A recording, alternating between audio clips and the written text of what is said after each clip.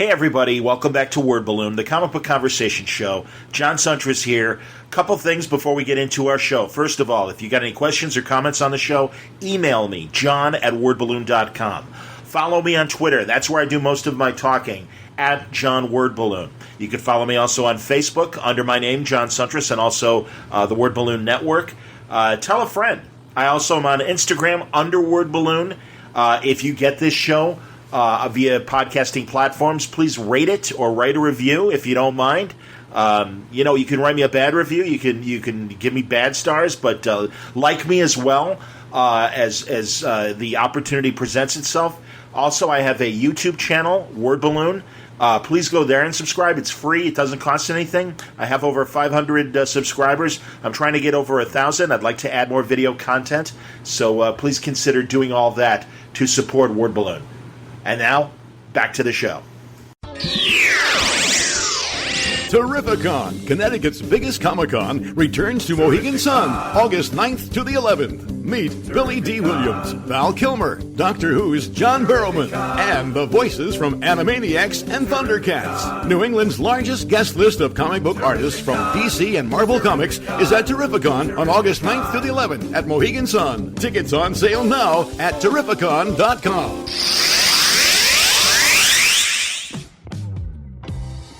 Hey everybody, welcome back to Word Balloon, the comic book conversation show.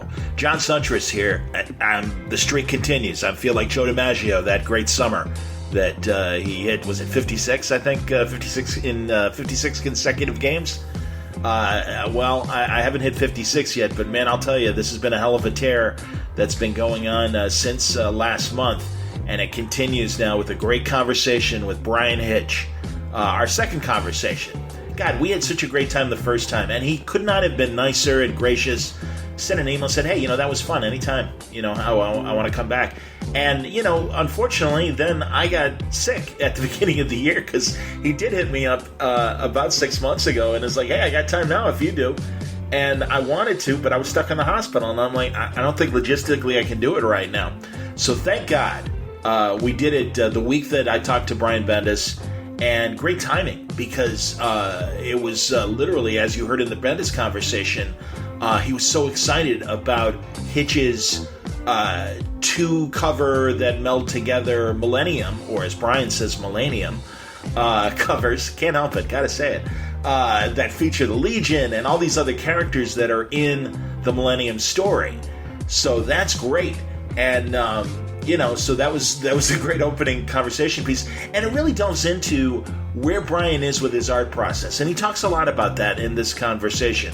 We also talk about him and Warren Ellis getting back together again to do Batman, and callbacks to the Authority, and kind of building on what we also discussed in our first conversation then, when they did that extra story for the Absolute Authority collection, and just comparing himself to the artist he was then to the artist he is now.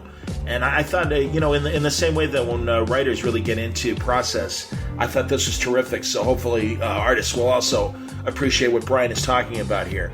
And of course we talk about him and Robert Vendetti's amazing run on Hawkman. I loved it. I know you did too. It was so great.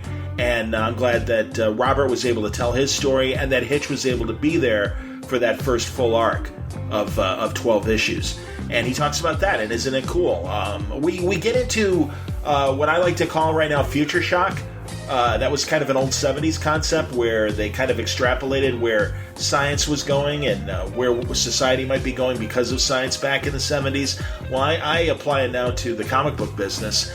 And with AT&T taking over DC, and I just wonder, are they going to stay in the publishing business? Are they going to do what Marty Pasco suggested years ago, that maybe would they ever consider not publishing anymore and just licensing their IPs and sticking to TV and movies? And God, could you see the day where an IDW or a Boom or an Aftershock could actually get the DC license and start publishing stuff? It sounds crazy, but AT&T divested themselves of Time and Sports Illustrated, which, granted, are magazine kind of properties, but they've certainly managed to morph into being online digitally as well.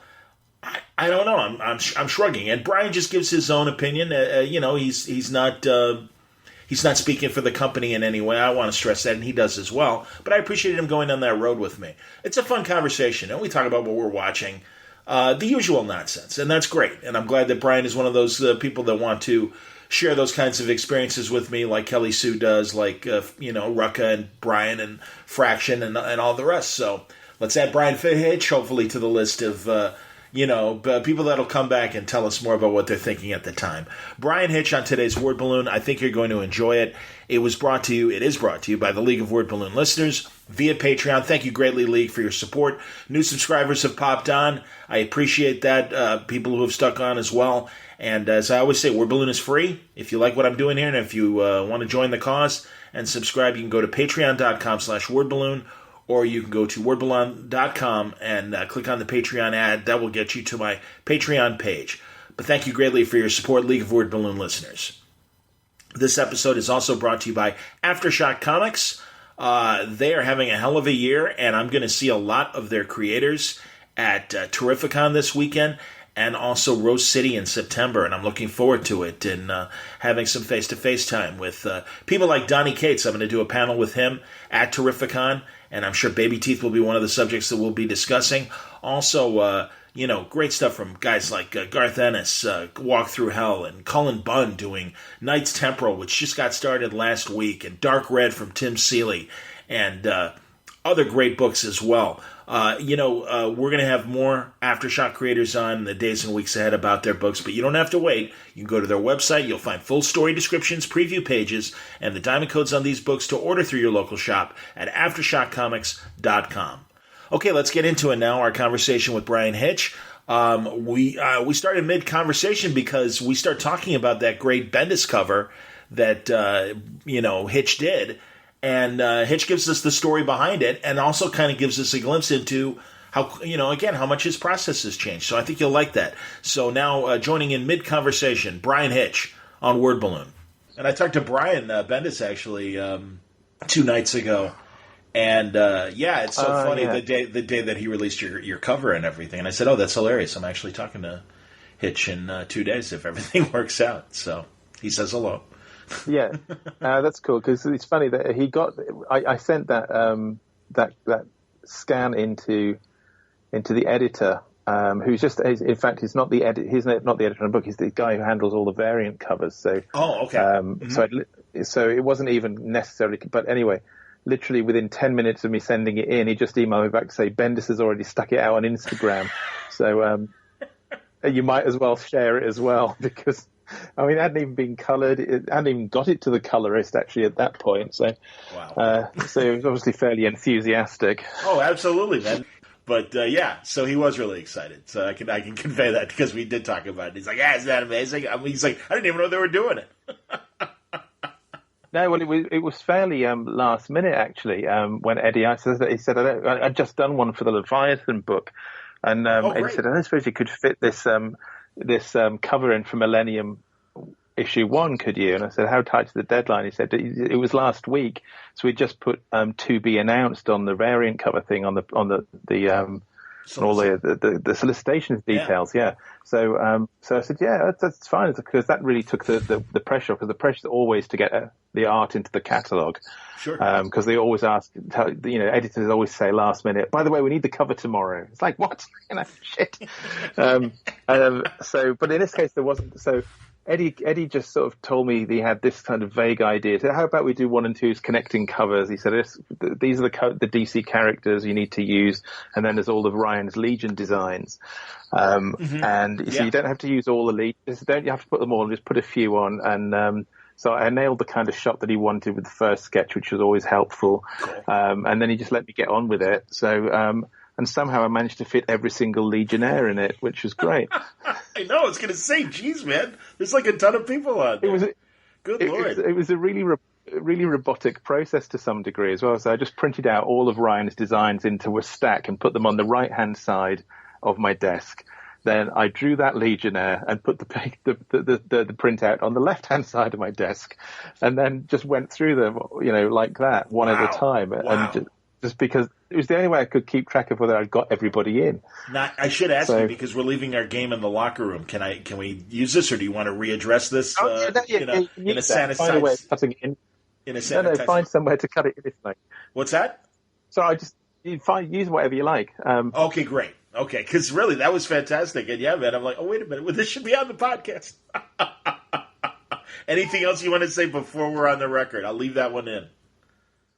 And it's okay if you don't have anything, too. I mean, no. Let's dive in. All right, man. Here we go. Well, that's great. I'm going to leave this stuff in then. Brian Hitch, welcome to Word Balloon. Look at that, mid-conversation, man. We can't wait to start talking about this stuff.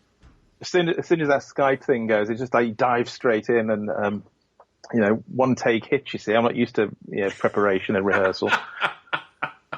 That's excellent, man. Geez, last time we talked to you, you were in mid-run of Hawkman. You've since finished. And I will talk about your big announcement that came out, obviously, during San Diego. But I do want to reflect on your work with Robert on Hawkman. Honestly, man, there's a character that I'm always hopeful for. Can't say I've loved every run, but you guys nailed it. And it was so interesting, and I love how his mythos is not only go back to DCU from an Earth standpoint and mythology and ancient Egypt and tying all that stuff together. Well, and of course Thanagar.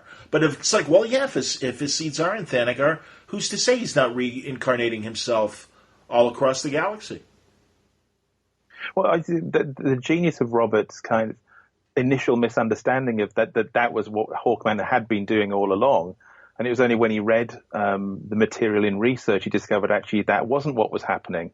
But that one misunderstanding was an absolute stroke of genius because it allows you basically to do anything with him. It can exist in any time frame, sure, past, present, or future of the DC universe, or any and all of the planets, many we haven't seen. Sure. Not to mention multiverse stuff if you wanted to go that far. Within the confines of that, we cherry picked a few things we really wanted to do. Like as soon as Robert said he could be on any planet, I said, well, there's got to have been a Kryptonian one. And so we got to do that, and that played great into the final story because we got to have a Kryptonian where we didn't have Superman. So absolutely. It was a fun play, and actually then it gave us the opportunity to do that sort of bittersweet story on Krypton where it was essentially just the 20-page conversation between Carter and his Kryptonian past self, just as Krypton is being destroyed. So, that was a nice story to get to tell as well. The thing is, we could have gone on doing that stuff probably till the cows came home, and actually probably I would have done as well. I was only signed to do the first 6 issues initially, just to bring Batman into this a little bit earlier, is that I'd drawn the first issue I did Hawkman Found, and then I drew the first issue of this project with Warren, the Batman project. And then Warren was sidetracked by having too many other projects at DC and a couple of TV series he was writing as well. So he wasn't sure when he was going to get back to issue 2. So I took on the 6 issues of Hawkman, the first 6 issues. But then it became obvious that Warren wasn't going to get back to Batman as soon as we'd all have liked. So I just stayed on Hawkman. Nobody told me I had to get off it, so I just stayed on it, and that meant Robert and I got to go to issue 12 and wrap up that sort of origin story quite neatly. But honestly, I think the sky's the limit with that character now because of that just very slight tweak to how you interpret his past selves and past continuity. You can do absolutely anything you like with him, 100%, I think. man. And I also go ahead. Sorry, go on. No, I don't know. You keep building. Go on, man. But that also means that you can position him as fundamentally one of the most important characters in the DCU because he's been there throughout the entire history of it, on all the planets possibly, certainly through all the time on Earth, from the dawn of humanity to present day, and possibly even into the Legion's time frame.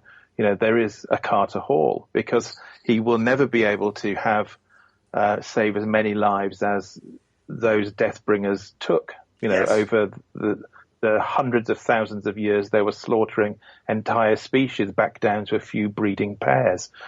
So there's billions upon billions of lives he's going to have to save. And, so he's resigned to this taking a very, very long time now.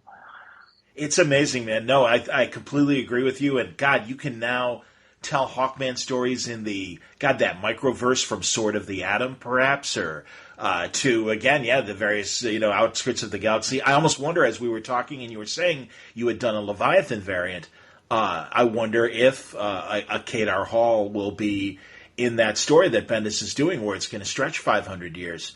That's, the thing is, I think... Sorry, John. No, continue.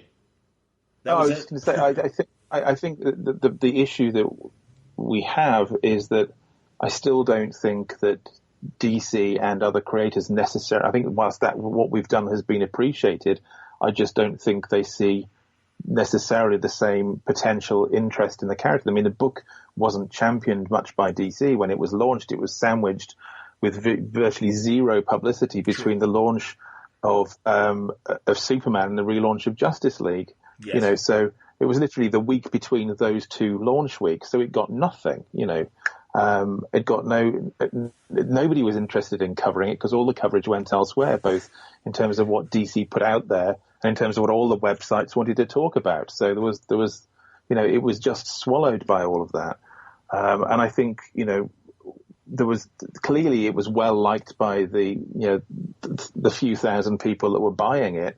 I've honestly done very few projects, maybe Authority and Ultimates, that have had that level of continuous positive reaction, issue upon issue upon issue. There's a plenty of fans out there that really liked it, and new readers alike.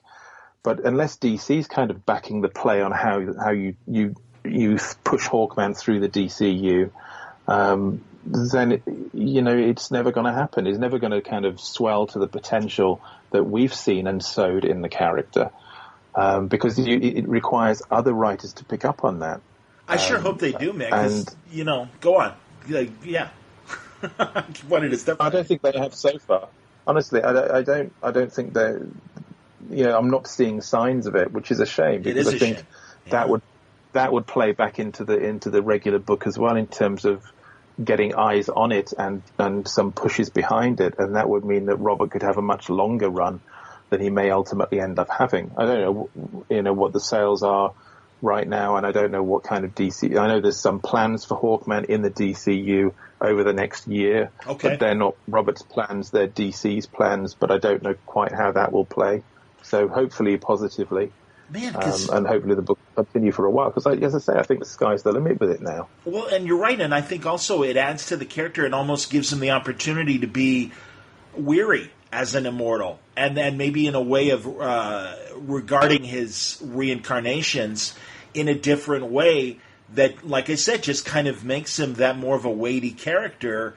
That's great subtext, I think, in addition to the possibilities of all these different stories throughout DC's history. I mean, man, God, good Lord, we need a Hawkman advocate out there. I think the next time if you're in Burbank, I think you got to tell that to Dan, because if they're not listening to you, they should be, and Robert, obviously. I mean, you're right, man. Truly, I mean, it's not since the Palmiotti Justin Gray run have I been interested in a Hawkman book to this level.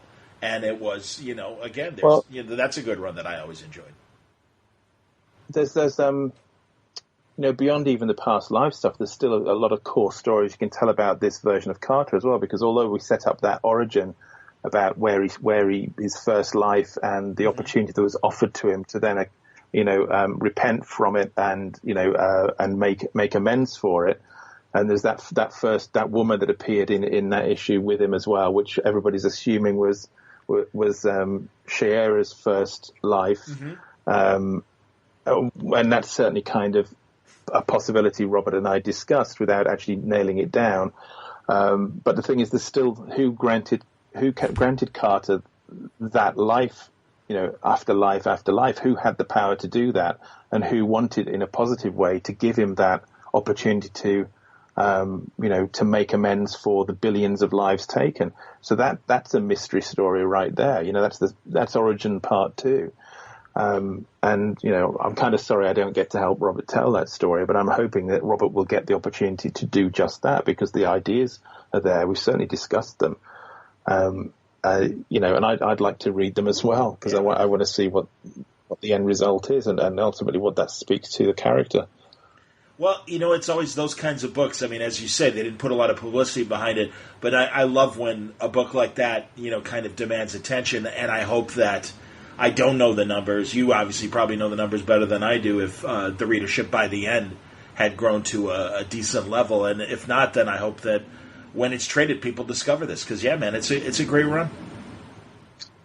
It's more that it failed to drop to a catastrophic level than it rose to any particular level, but I don't know what the final numbers were when I left. I kind of knew the ballpark. And yeah, I mean, I was lucky that DC honestly let me stay on the book for those final 6 issues because, to be honest, the book probably couldn't afford me in terms of what my rates are at the company and what the book earned back. So, in terms of what it cost them creatively to put that book out, I think it was well over budget.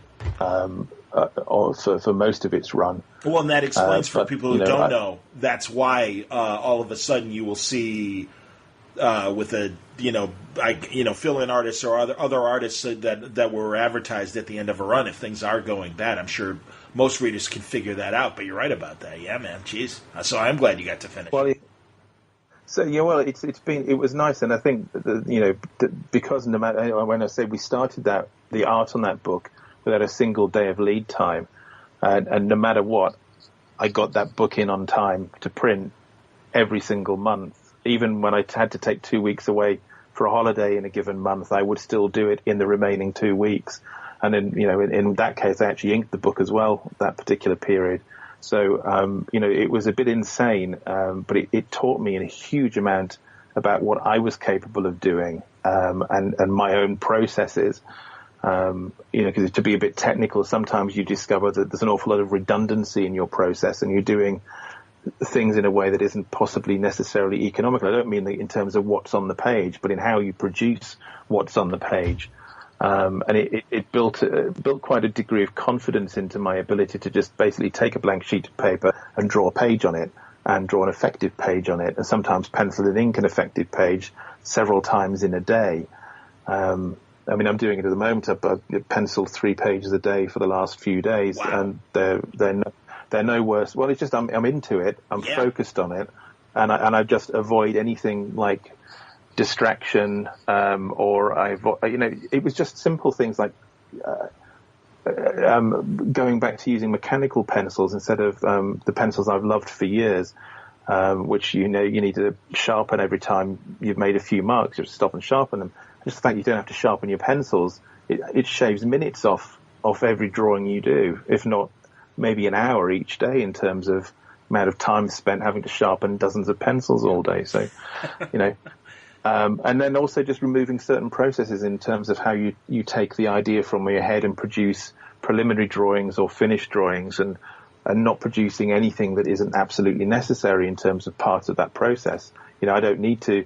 I can see the backgrounds. I can see how those figures work. All I really need to figure out maybe is the face on here with one extra step. And actually, I've been doing this Lex Luthor one shot in the last few weeks.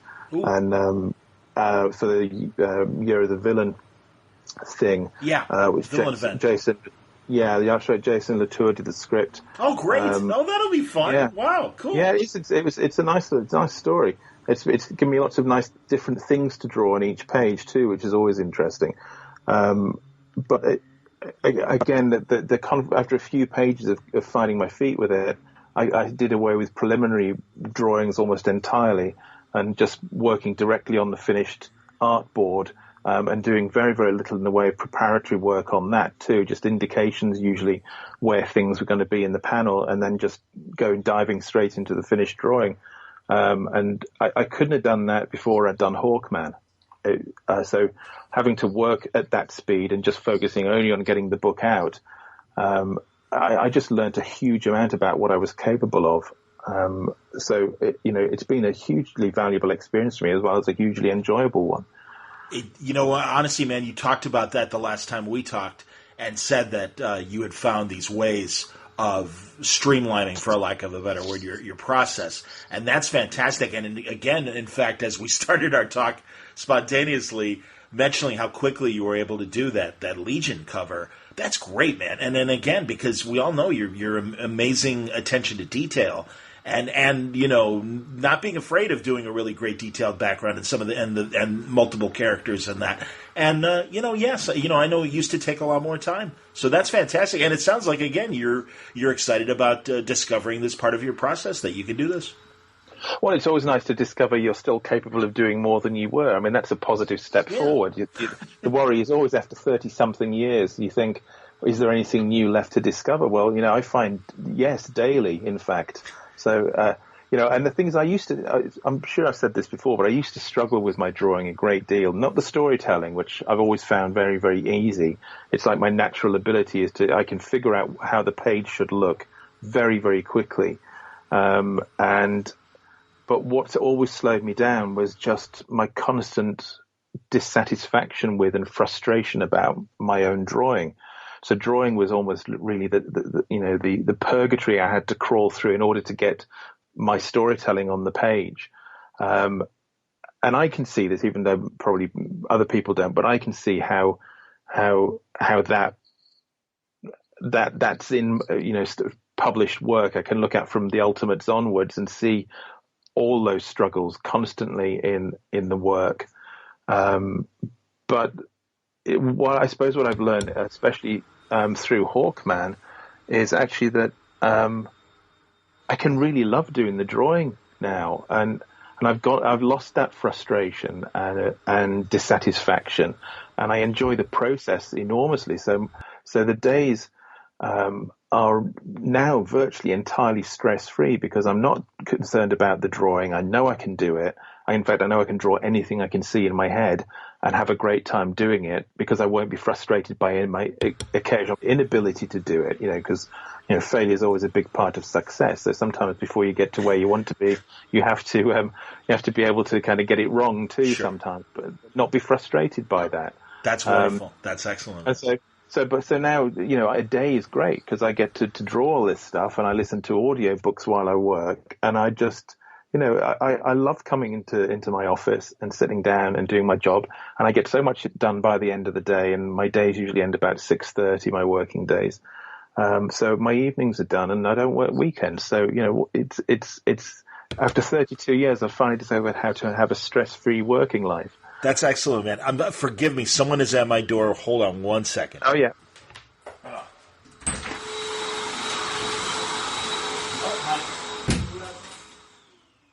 Thank you. We are so keeping in the lady vacuuming while. I have to. Unfortunately, she's literally outside my door on the landing at the front door. And honestly, Brian, I say that all the time. It's like verisimilitude. Absolutely, man. So I have no problem with dogs barking or children interrupting. None of that bothers me. Oh, we'll get the dogs barking because they want to go out for their nighttime pee shortly. So I have to. They'll start.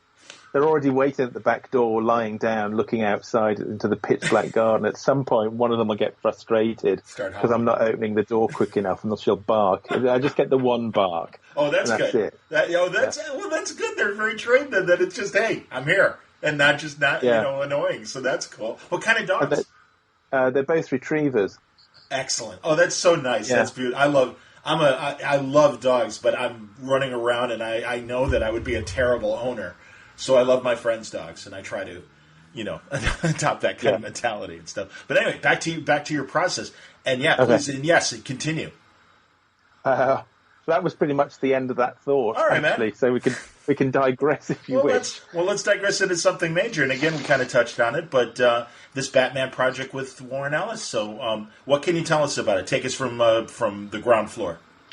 Well, we did the 10-pager for the Wildstorm anniversary issue a few years ago. Was that 2 years ago? Mm-hmm. Yeah. And so that ended up in the new. They did the new collections of the Authority after that, and it ended up in those as well. So that was the first time Warren and I had actually worked together on a story, and we've been in touch for years. We're still friends. We've seen each other on and off in that time, but that's the first time we'd worked together since the Authority. And it was interesting how easy we both went back. I mean, it was easier for me because actually I've been drawing the same shit for 30 years. Sure. So, however long it was, 20 years since The Authority came out. So I'm still doing the big bloody widescreen stuff and knocking buildings over, and Warren had to kind of remember how to write "They knock buildings over," which obviously was quite a lengthy process for him, but. To regain those kind of that thought process doing The Authority. Interesting. Yeah. The fleets engage, that kind of writing. Because he writes wrote this thing down about, and so we'd have a nice double page spread because it's The Authority, and there's these giant fucking plant monsters, terrorizing an entire town. And I was like, thanks, because. That's incredibly descriptive. Excellent work there. But we actually had a lot of fun doing it. Okay. And I was drawing it, I said to him, I said, I actually could get back. I could draw these characters again for another year or two easily. And we reminisced a bit about that. And I'd said to him, it was a little bittersweet for me because I said it was interesting when we were doing this stuff. Originally, nobody else was doing anything like this kind of material this way. This widescreen cinematic take on superheroes that built out of the big bombastic image stuff, but had a different kind of storytelling technique and so on. And I said it was interesting. Back when we did this, we were at the forefront of a new movement in comic storytelling, and now it's a period piece because it's last century. And plus everybody's doing it, or in some form or other. Kind of comics have developed from that point through, a couple of decades of evolution. So it was a bit weird to kind of go back to something like that, which was very easy for us to do, but it was at least there's a little bit of they got us to talking about working together, and we discussed a few possibilities. In the end, I said, one character I've never actually drawn, I wanted to draw. I mean, I've done him in the Justice League, but it's not the same because the stories are different. Mm-hmm. Because when Batman's part of the Justice League, you're doing Justice League stories with Batman in it. You're not telling Batman stories. Yeah. So I said, I would love to do a big Batman story. And he says, I haven't got any Batman stories. We'll think of something else. And 20 minutes later, he emailed me back and said, I've got a Batman story. The way I remember it, and I don't think it was quite this easy, but the way I remember it was that we emailed Dan, and Dan said, I don't care what it's about, but yes, you can do it. The easiest approval I've ever given to a project, you and Warren on Batman. Guys, you are name above the title kind of guys, so it does kind of make sense. Yes. Go on. Well, that was it. And then Warren wrote a brief paragraph to tell everybody, including me, what it was about. Okay. And that's all we needed, really, because it's a great idea. It's 12 issues, at least initially. I mean, if Warren wants to run longer, it might run longer. I don't know. But it's 12 issues. It's one big crime story. It's all new characters, apart from Alfred, Batman, and Commissioner Gordon. So it's none of the traditional Rogues Gallery, but it will possibly give the Rogues Gallery one hell of a major new character.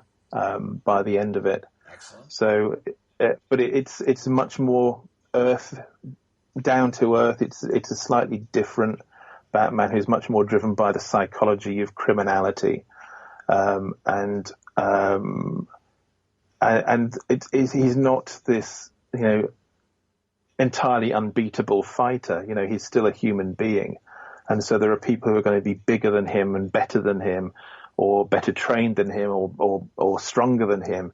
I mean, at the end of the day, issue by issue, he's managing to keep his keep his head above water, as it were. But he's certainly getting the crap beaten out of him. Wow, cool. As well. So all the victories, whatever they need to be in each issue, are very, very much earned. They're not just Batman can beat anybody and. He's always one step ahead of everybody. Yes and no. He's very good at stuff, but he's not the best at everything. Sure. Well, sure. So So I like that side to it where it's a little I don't fully know what the whole story is in terms of how it's going to play out. I'm just very happy for Warren to write it, and then I get the scripts, and he's very happy for me to play with it, as long as I don't kind of need him to write new dialogue for it, which is fine. We both know each other. We both know how to work with each other. Although he writes a full script, there's tons of room to play with visuals because he's very happy to let the visuals carry it and not write unnecessary for him captions or thought balloons or dialogue. He will just simply allow the art to tell the story, which means you have to be on your toes because you have to communicate almost sometimes silently with the reader. So that's a completely different challenge in itself from anything we did in Hawkman. Robert wrote very open plots and then went in after I'd done the drawings and wrote the dialogue for it. So, they're kind of very different ways of working, but both offer a lot of opportunity for the art to develop through the story. It sounds like you then don't know where the story is necessarily going. And am I right in assuming that Warren is kind of giving it to you script by script? And yeah, that's exactly right. Yeah, and I'm very happy to take it like that. I mean, I know what the overall story is, but only in as much as I've got a paragraph for kind of this is what it's going to be. But all the detail is just coming issue by issue, and it's and it's slightly different in the way the issue breaks happen because we're very much treating this like a 12-chapter book. And although there's plenty going on issue by issue, we're not ending every issue on a cliffhanger, ba-boom, because what we want to be able to do is have each issue when it's collected be chapter this, chapter 12, chapter 13, or whatever it is. And so the chapter breaks aren't always at the beginning of each issue, and they don't always end. Sometimes they'll flow between issues. So it's a different fluid read, as it were, between issues. Not necessarily, not saying not this Batman's in danger, but end of issue, sure. And then you have to pick it up because then you get this odd, this kind of it would be a very odd dramatic pacing, which is obviously not what Warren wants to go for on this. So, this I think he wants this one to stand as one of those evergreen projects, sure. that always sit on the shelf, like New Frontier and. Court of Owls in the Batman universe, Watchmen, and all of that Dark stuff. Knight Watchmen, absolutely, yes. So he wants it to be, that kind of shelf material. Absolutely. But at the same time, still be, dramatically satisfying issue upon issue. It's just that the way the issue breaks happen won't be, the usual way that monthly comic books have their kind of big dramatic end of issue, badum, and big splash. And so there's not necessarily splash pages to start with or splash pages to finish with. It's much more organic than that.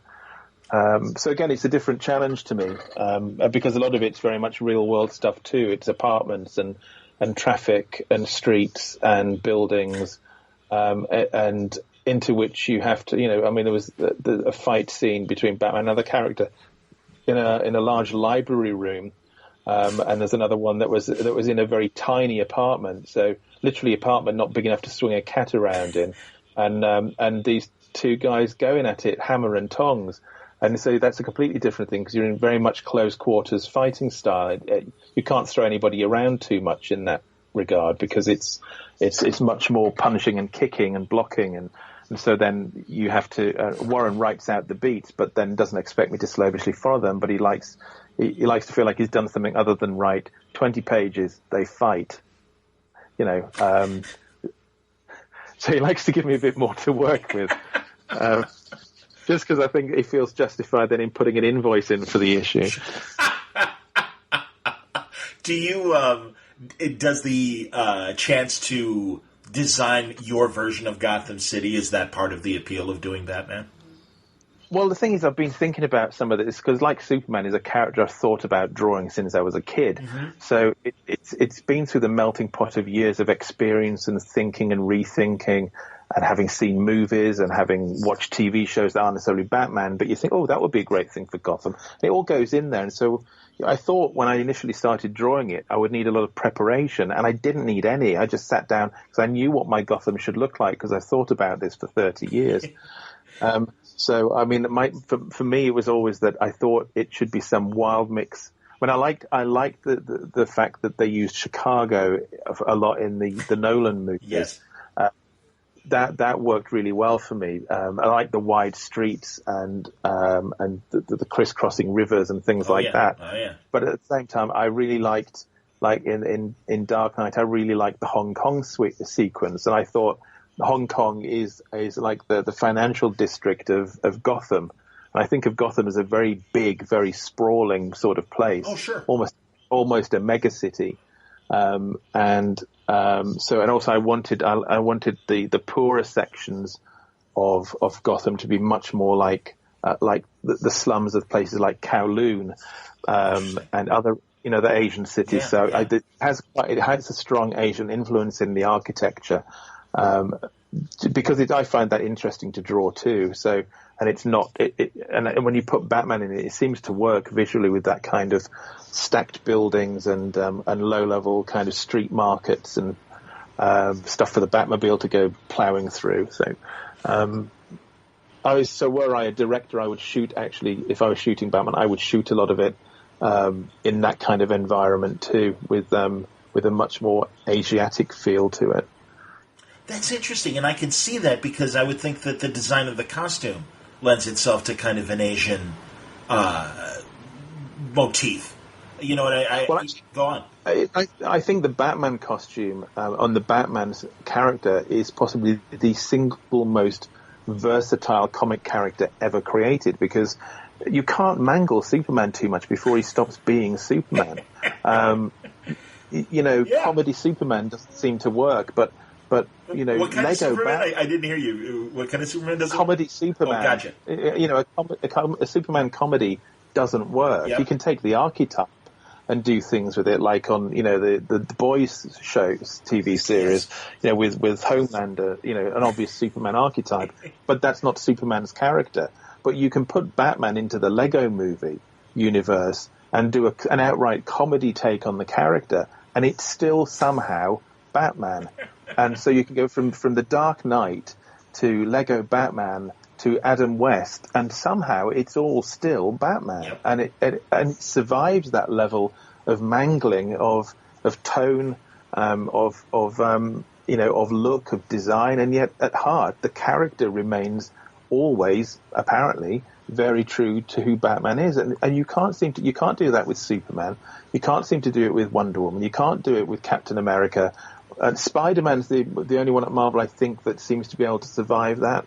But the more serious you get with Spider-Man, the less that seems to work in terms of, the visuals. But the way that Far From Home and the Spider-Verse stuff works. I mean, yes, the character work is true and it's honest and it's real. But hey, they looked amazing and they didn't look realistic necessarily. I do. Absolutely, man. No, I get what you're saying. Yeah. But on Batman, you can seemingly throw Batman at any of that kind of stuff tonally, and it survives.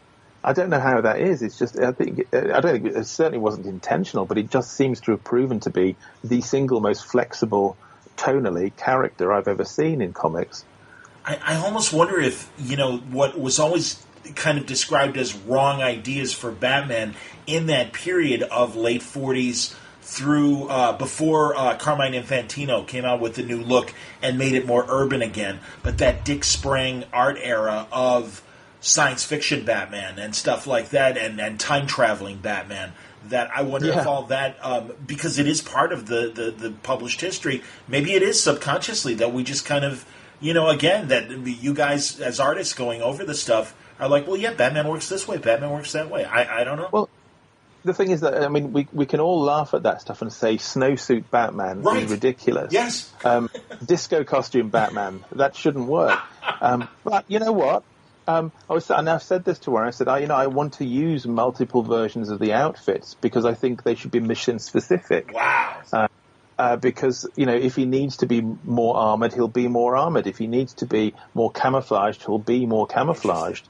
But the thing is, the costume that we see, the black costume, that's camouflage because he's working in a city at night, predominantly. In the shadows. And, but so, snowsuit Batman would work for me if you happen to, need to go to the Arctic and blend in. I would work with snowsuit Batman, the all-white Batman costume. Sure. I'd do it in a heartbeat. That's fantastic. So, oh, my God.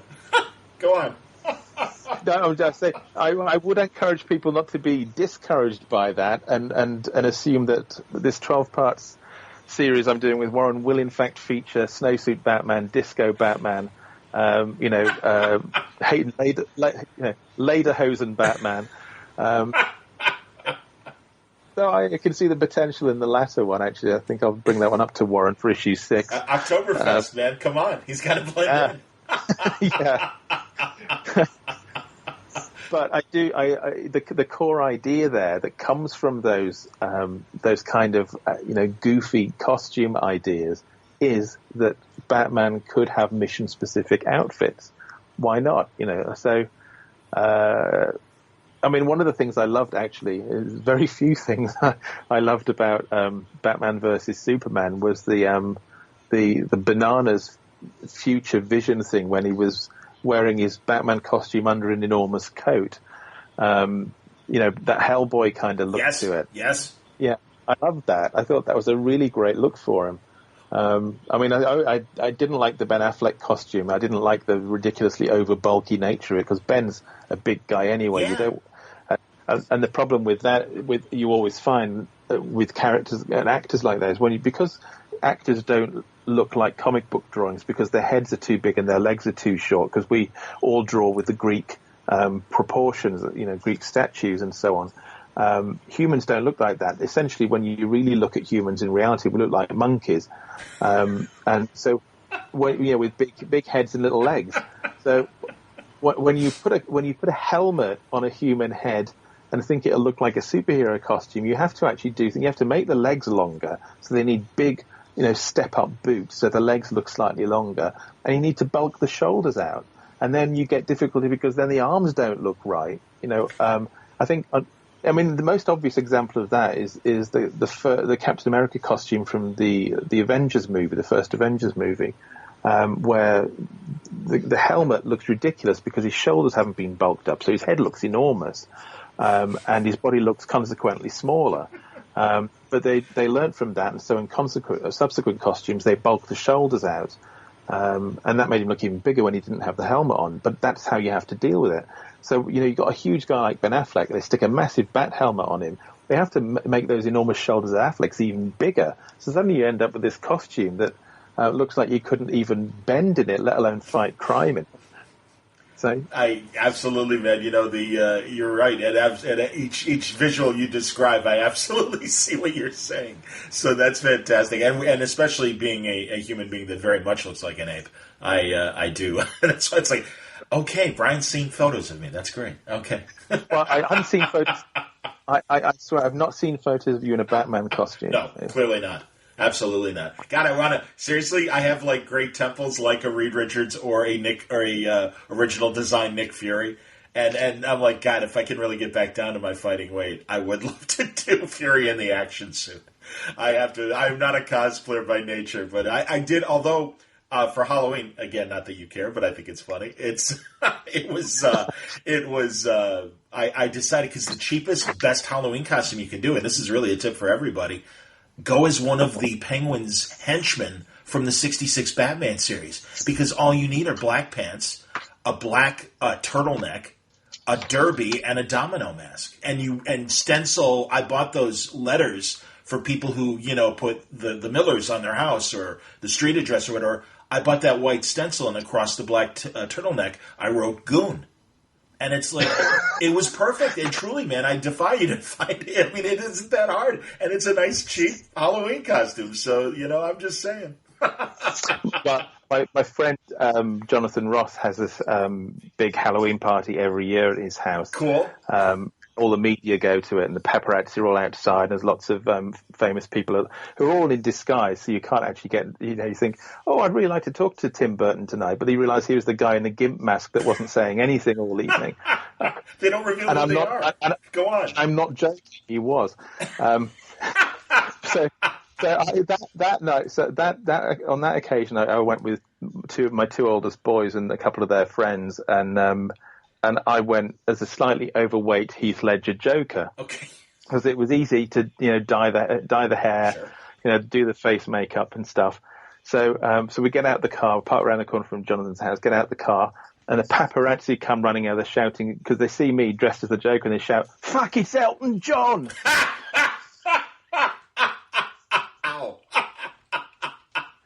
Yeah, and then they saw my two boys. Fuck, he's got a couple of Rent boys with him as well. Oh. Yeah, Jonathan's never let me forget that one. Oh my God, good Lord, that's fantastic, man! And I'm a big Jonathan fan. I love his show, and of course his wonderful documentary about Ditko. Yeah, I met him in San Diego. He was doing that book. I can't even remember who the artist was that he did that American Crime or whatever that he did. Oh, Turf. Yeah, that was Tommy Lee Edwards. That's right. Of course it was Tommy Lee Edwards. Yeah. So I met him very briefly. I gave him a card. So, yeah, God, because I knowing the massive fan that he is of all things nerd and everything like that, I'm like, oh, it'd be great to talk to him. So perhaps one day. Oh, I'll let him know. Hey, man, I wouldn't presume, but yeah, if you think, hey, man, to do a show, that would be terrific. That's how I got Patton Oswalt to do the show back in the day. Remender and Bendis are like, oh yeah, talk to him, talk to him, Pat. You'd find common interests and stuff. No, I'm a huge fan of Jonathan. It's so funny. I wish people continued success, and that's usually one of my closing lines. And they're like, Jonathan Ross does that, and I'm like, I might have picked that up from him. I have no idea, but I've been saying it for at least 20 years in interviews and stuff. I mean, it's just, that's like a nice good wishes kind of way, and to let people know that we enjoy what you're doing and keep doing it. So, anyway. Well, he's a genuinely huge comic fan. I mean, his collection of original artwork is breathtaking. Because it goes back to, Ditko and Kirby at the very beginnings of Marvel. Some of the, like, issue 3 of Spider-Man he's got pages from. That's amazing. And just to actually sit there and hold this stuff and look at all the individual lines and the marks they make, and just be connected to it so very physically is about as close to a religious experience as I get in this industry. It's genuinely fascinating to look at their originals, because they're far better than the print allowed them to be. Sure. Yes. So. But yeah, again, just look at being that connected with their thought processes and their working processes, from looking at one of Frazetta's famous funny covers originals to again the Ditko and Kirby stuff. It's just lovely to go and pour through that stuff over a glass of wine that I hopefully won't spill on any of the very valuable artwork. That's why if I had money to burn, I love those IDW and other publishers' artist editions where they reproduce those original pages. And yeah, man, God, and especially I can certainly think as an artist even more so, because just as a fan, I'm fascinated by the whiteout or the note in the margin and things like that. Absolutely, man, because you're literally seeing. That's like, listening to Beatles, recording studio sessions and stuff, and just hear what's going on as they're making this stuff. That's fantastic. Oh, God.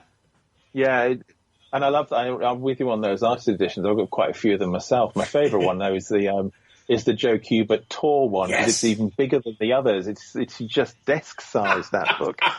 I know. Where do you put that? I mean, really, you need a special bookcase, and especially for the tour, and you're 100% right. I love Kubert's Jungle stuff, and certainly starting with Tor, but all of his Tarzan stuff, and I thankfully got to meet him a couple times, and I did tell him, I'm like, I love everything you do. I love the war stuff, but man, the Jungle stuff is just amazing. I wished I'd got to meet him, actually. I didn't realize how much of a fan I was of his work when I was a kid, but we could only get where I was in the north of England. We could only get DC Comics growing up. I didn't really know much about Marvel at all, except the occasional times Marvel UK reprinted their stuff. Okay. And our news agents got that stuff. But it was Superman and Batman stuff I was into growing up. But there was this magazine, Tarzan Weekly. It was printing, and they didn't have any art credits on it. So I had no idea as a kid who was drawing it. But I just bloody loved that, almost as much as I loved Superman and Batman. It was only years later when Paul Neary and I, it must have been the 90s, we went to one of the various comic markets that popped up from time to time in London. So you just, it's basically like the dealer's room at a convention, but they would pop up every few months, and we go along with a handful of cash and buy up old, comics which for him were far older than mine, because he'd be going for the 60s and the 50s ones and find some interesting gems that way and reprints of things that I'd never heard of. But then I came across Kubert's DC Tarzan stuff. And it suddenly connected with me, because I remembered what it looked like. That's what they'd been reprinting in this weekly comic in black and white in England, was Kubert's DC Tarzan stuff. And that stuff had blown me away as a kid. I copied it furiously, as much as I copied Jim Apato's Batman or Ross Andrews' Superman covers. So it was profoundly influential, but it wasn't until I was already 10 years a professional before I actually realized that stuff I'd loved so much as a kid and never seen since was actually Joe Kubert's Tarzan stuff. So it's interesting how much of a part of my young reading life he'd been without me realizing it was him. Well, as you say, a lot of that stuff would go on without credits, and God, Kubert, especially even during the 70s, did a number of covers for things where he didn't do the interiors. I always, Walt Simonson and Marty Pascoe did the great Dr. Fate one-issue, one-shot, and then Marty subsequently, and he, I think they did the backups in the Flash, but Kubert did that cover, and it's a standard Kubert cover. I wonder, and here's something I've never asked, and every time I speak to British creators, I am fascinated by their perception of superheroes compared to the American one, and I always feel like there's a different wrinkle there. But what I've never asked before was, what about the war comics, especially as we mentioned Kubert? Because immediately as we were discussing that, I'm like, I wonder what you think of, a guy like Russ Heath and his stuff, or and now I'm blanking of who, and maybe it was Heath who did Enemy Ace back in the day. But no, it was Kubert. It was Kubert. Okay, there you go. That's the thing. So I do think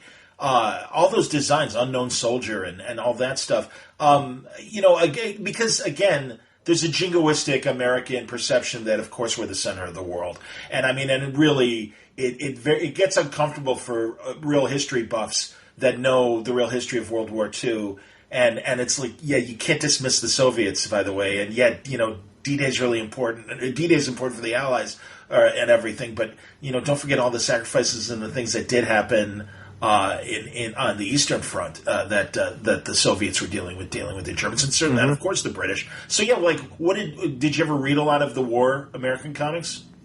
Well, the ones that we got, yeah. I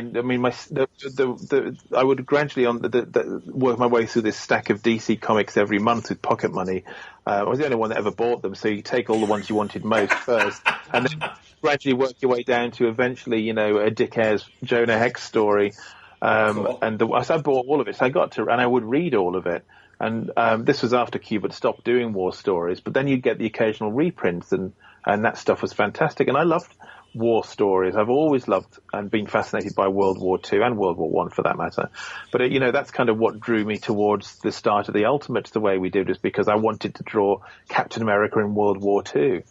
And I wanted to go to town on that and make something extraordinary. Yeah. And that was a fantasy, and that was a big one, a big fantasy kind of take on it too. But I got to draw all the hardware and the airplanes, and I'm fascinated, because for me there have been three over my lifetime, three types of large scale heroic fantasy and heroic fiction or heroic drama, from war stories, cowboys, and superheroes. So I grew up with the war films and the cowboy movies long before we ever got superhero films. We had Superman the movie and Superman 2, and then it was a decade later we got Batman. Right. And that was certainly not an action adventure movie. It was a fantasy kind of fairy tale story, really. Yeah. So if from the Clint Eastwood movies to the John Wayne movies to the war stories, some great war stories.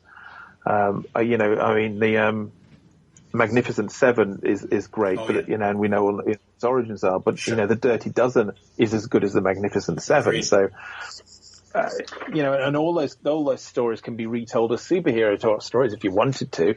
The basic tropes are there, but as a kind of amateur historian, I've always found a lot of fascination with World War II. Anyway, and from different perspectives, including the British one, right? Because as much as we talk about those things, like there's almost fictionalized, aspects of World War II. Some of the genuine stories seem like acts of fiction. It's amazing. Yes. From the Ian Fleming's involvement in Operation Mincemeat, where they found an appropriately fresh corpse. They kept fresh as long as they could. They dressed up as an English airman, set him adrift in the sea with false plans for the D-Day landings that the Germans bought hook, line, and sinker because they found that, and that was one of Ian Fleming's ideas. Amazing. So for the Office of of Ungentlemanly Warfare, where they also trained. I suppose they eventually became things like the SAS, but they took men and women from ordinary lives who had an aptitude for this stuff and trained them how to be not only espionage agents, but to be dropped anywhere behind enemy lines, and then use all means at their disposal with nothing more than probably a flashlight, a penknife, and a gun to sow the seeds of discord, disharmony, and disruption for the German war machine. And it was one of those group of people who destroyed the heavy water plant that the Germans were using to enrich uranium ahead of their own nuclear weapons program.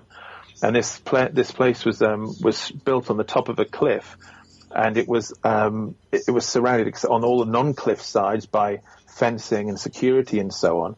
So the guy from this unit, along with a couple of local resistance people, scaled the mountain instead to get to it, instead of going. And then they got into it that way, laid all the explosions, and then went back down the mountain to the other side as it blew up.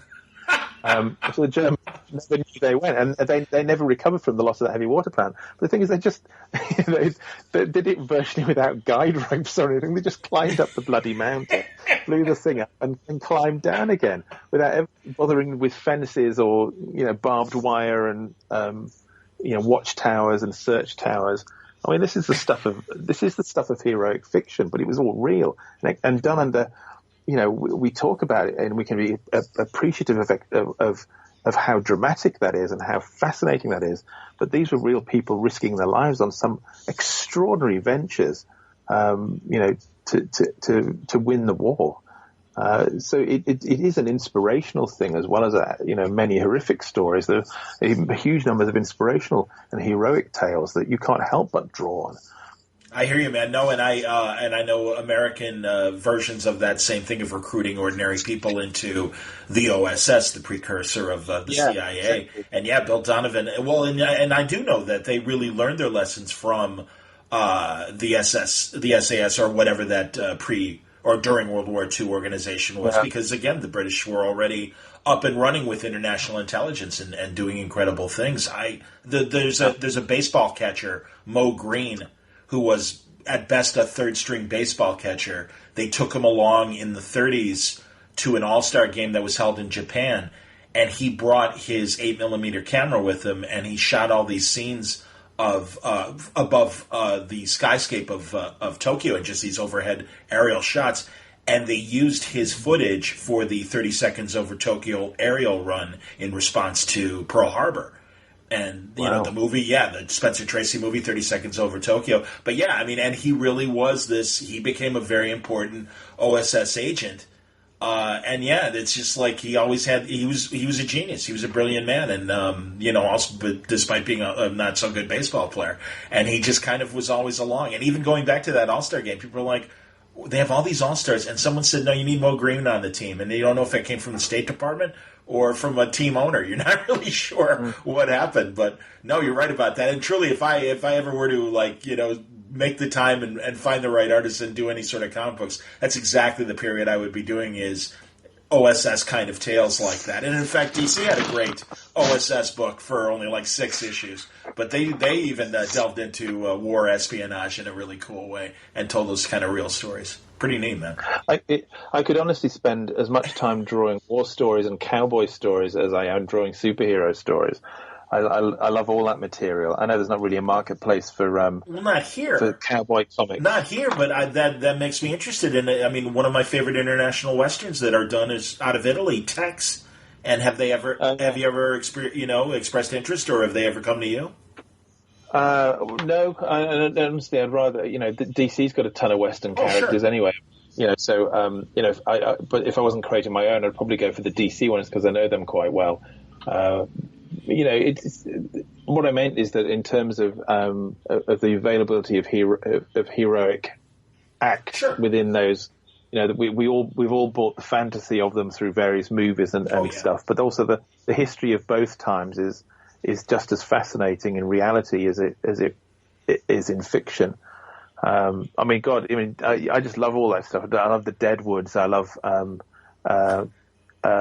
Godless. Did you see Godless? Not yet. No, I have not seen Godless yet. But it's just brilliant. And it's so beautifully shot as well, which is, So Did you actually? I think we're in. No, sorry. Go on. I was going to ask. Did you? While we're on the subject of westerns, really, because I don't mind the diversion.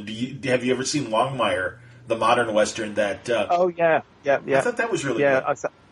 I sort of got out of it, unfortunately, but during season 2 because there was problems getting the further seasons over here. But I gather they're all re-released. So I was going to start watching that on my evening binge watching. They're on Netflix in America. I don't know if they are over there. That's exactly. No, they are. Okay, good. We've got them. Because that was my problem with Spooks. The British television show Spooks. I love that show, and then all of a sudden, the American network that was running it bailed in season 4, and I'm like, no, you can't stop me, man. I love that show, and I would get the DVDs eventually, but I will confess to BitTorrenting, several seasons because I'm like, you can't kill me in mid-story, man. I love this show, so I get it. I love finding a big show I haven't seen when it's just about on its final season, and there's 7 seasons to watch. I discovered West Wing the same way. West Wing I discovered literally as they were broadcasting the final episodes. I saw a bit of it and I thought, oh, that's quite good. So I started watching, I had the whole 7 years to watch, and I just had them on all day while I was working. Because they're very non-visual. It's just very good audio. Oh, absolutely.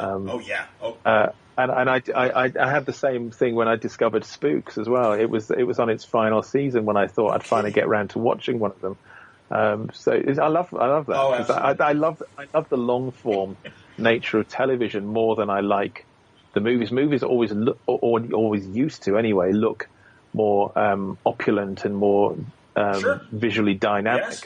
And that's changed now because TV. Look at what visually they do with shows like Game of Thrones and even the quiet talking shows like Mind. What's it called? The bloody one I was just talking about, Godless. Oh, sure, Godless again. Yeah, okay. Yeah, and Stranger Things. They all look like movies now. Oh yeah. So, well, and again, I felt that way about MI5 in its initial seasons as well, where I'm like, this is playing like a movie, and that was really at the that was early 2000s, so I guess some binge watching had already begun. But no, you're right, man. It's and then I completely agree with you that they now the real game is on television because you can tell the more complicated story and the much more complicated characters. And every minor character can have their one big episode of, oh, that's what that person's like when they're the star of their own show. And isn't that interesting? I completely agree. It's a great time for television, and the stigma wasn't there in England in terms of, well, I'm a movie actor, I don't do television, I don't do plays or anything like that. But I mean, it lasted a really long time here.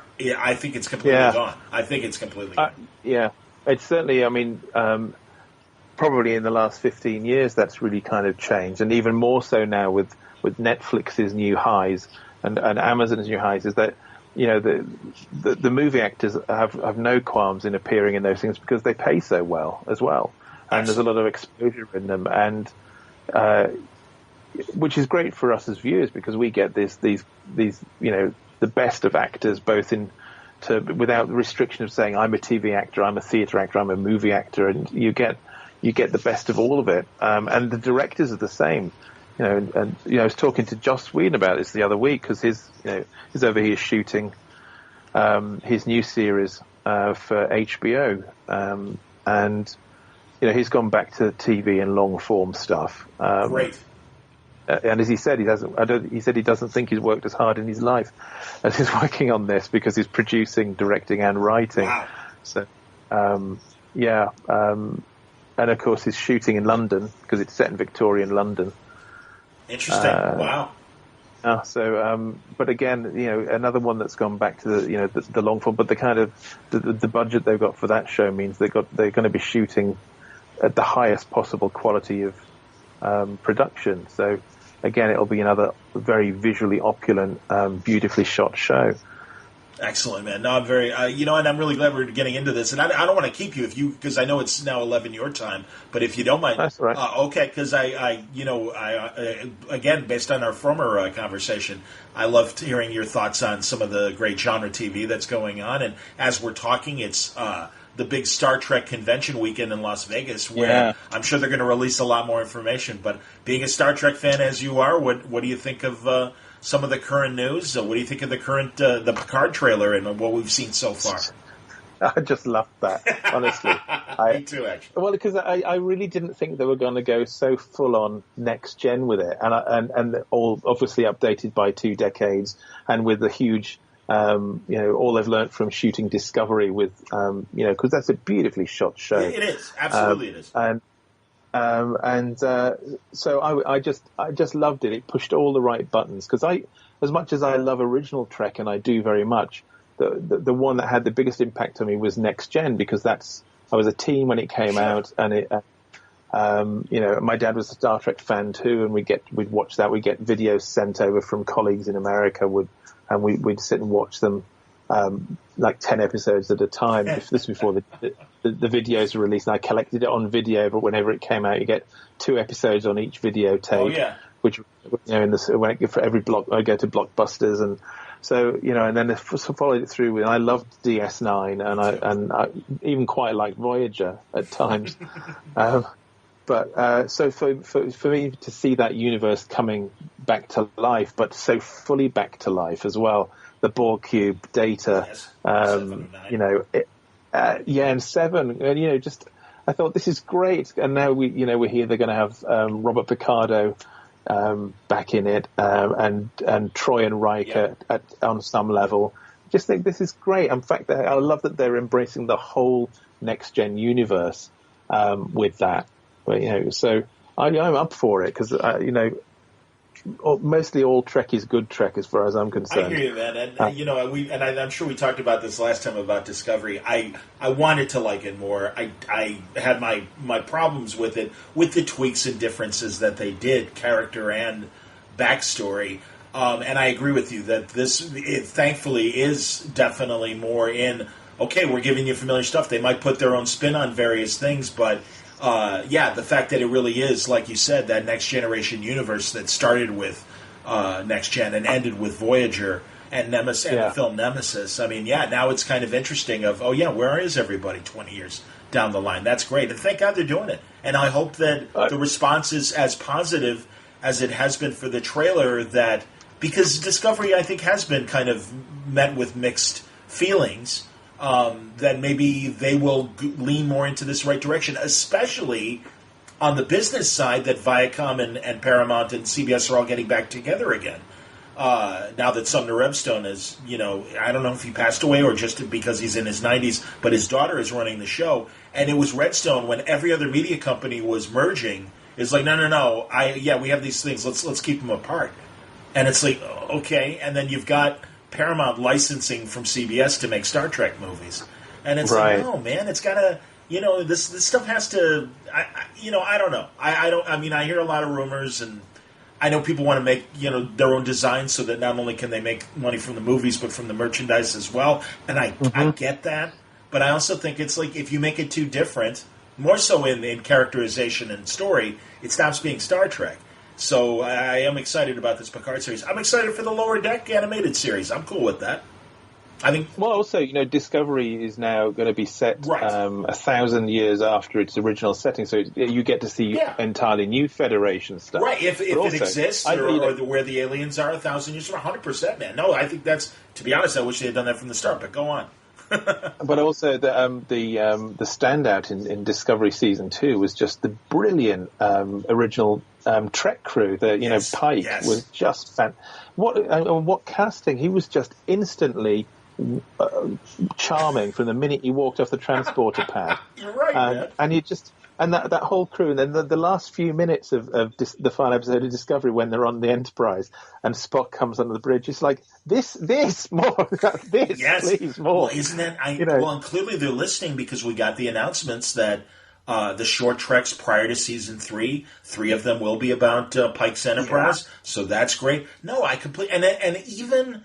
Those of us, I wasn't a troll, but I was angry at a lot of what I saw in Discovery. But you're right. The exception was the way they made Pike and the way they made Rebecca Romijn as number 1 and Spock, and it was fine. And it's like, oh no, please give us more of that, please. And hopefully that. And because truly, even the ones that hate, it's like, the second season wasn't good, but that Talents 4 episode. And it's like, yeah, man, I have my little nitpicks about that, but honestly, overall, oh my God, Melissa George playing Vina and those scenes of Pike and Vina, it's like, oh, that's what you want, man, is like those kind of moments. Again, that's when comics are at their best, when you have those really kind of personal, quiet moments of character. And thank God they made room for all of that, because it could have just been another...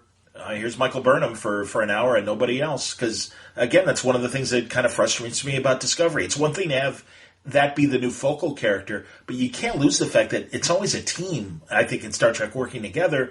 And, would you agree that, like, Picard was, Next Generation was a Patrick Stewart show. They got smart after a while and said, no, we need episodes about Data and Worf and everybody else. But it's like...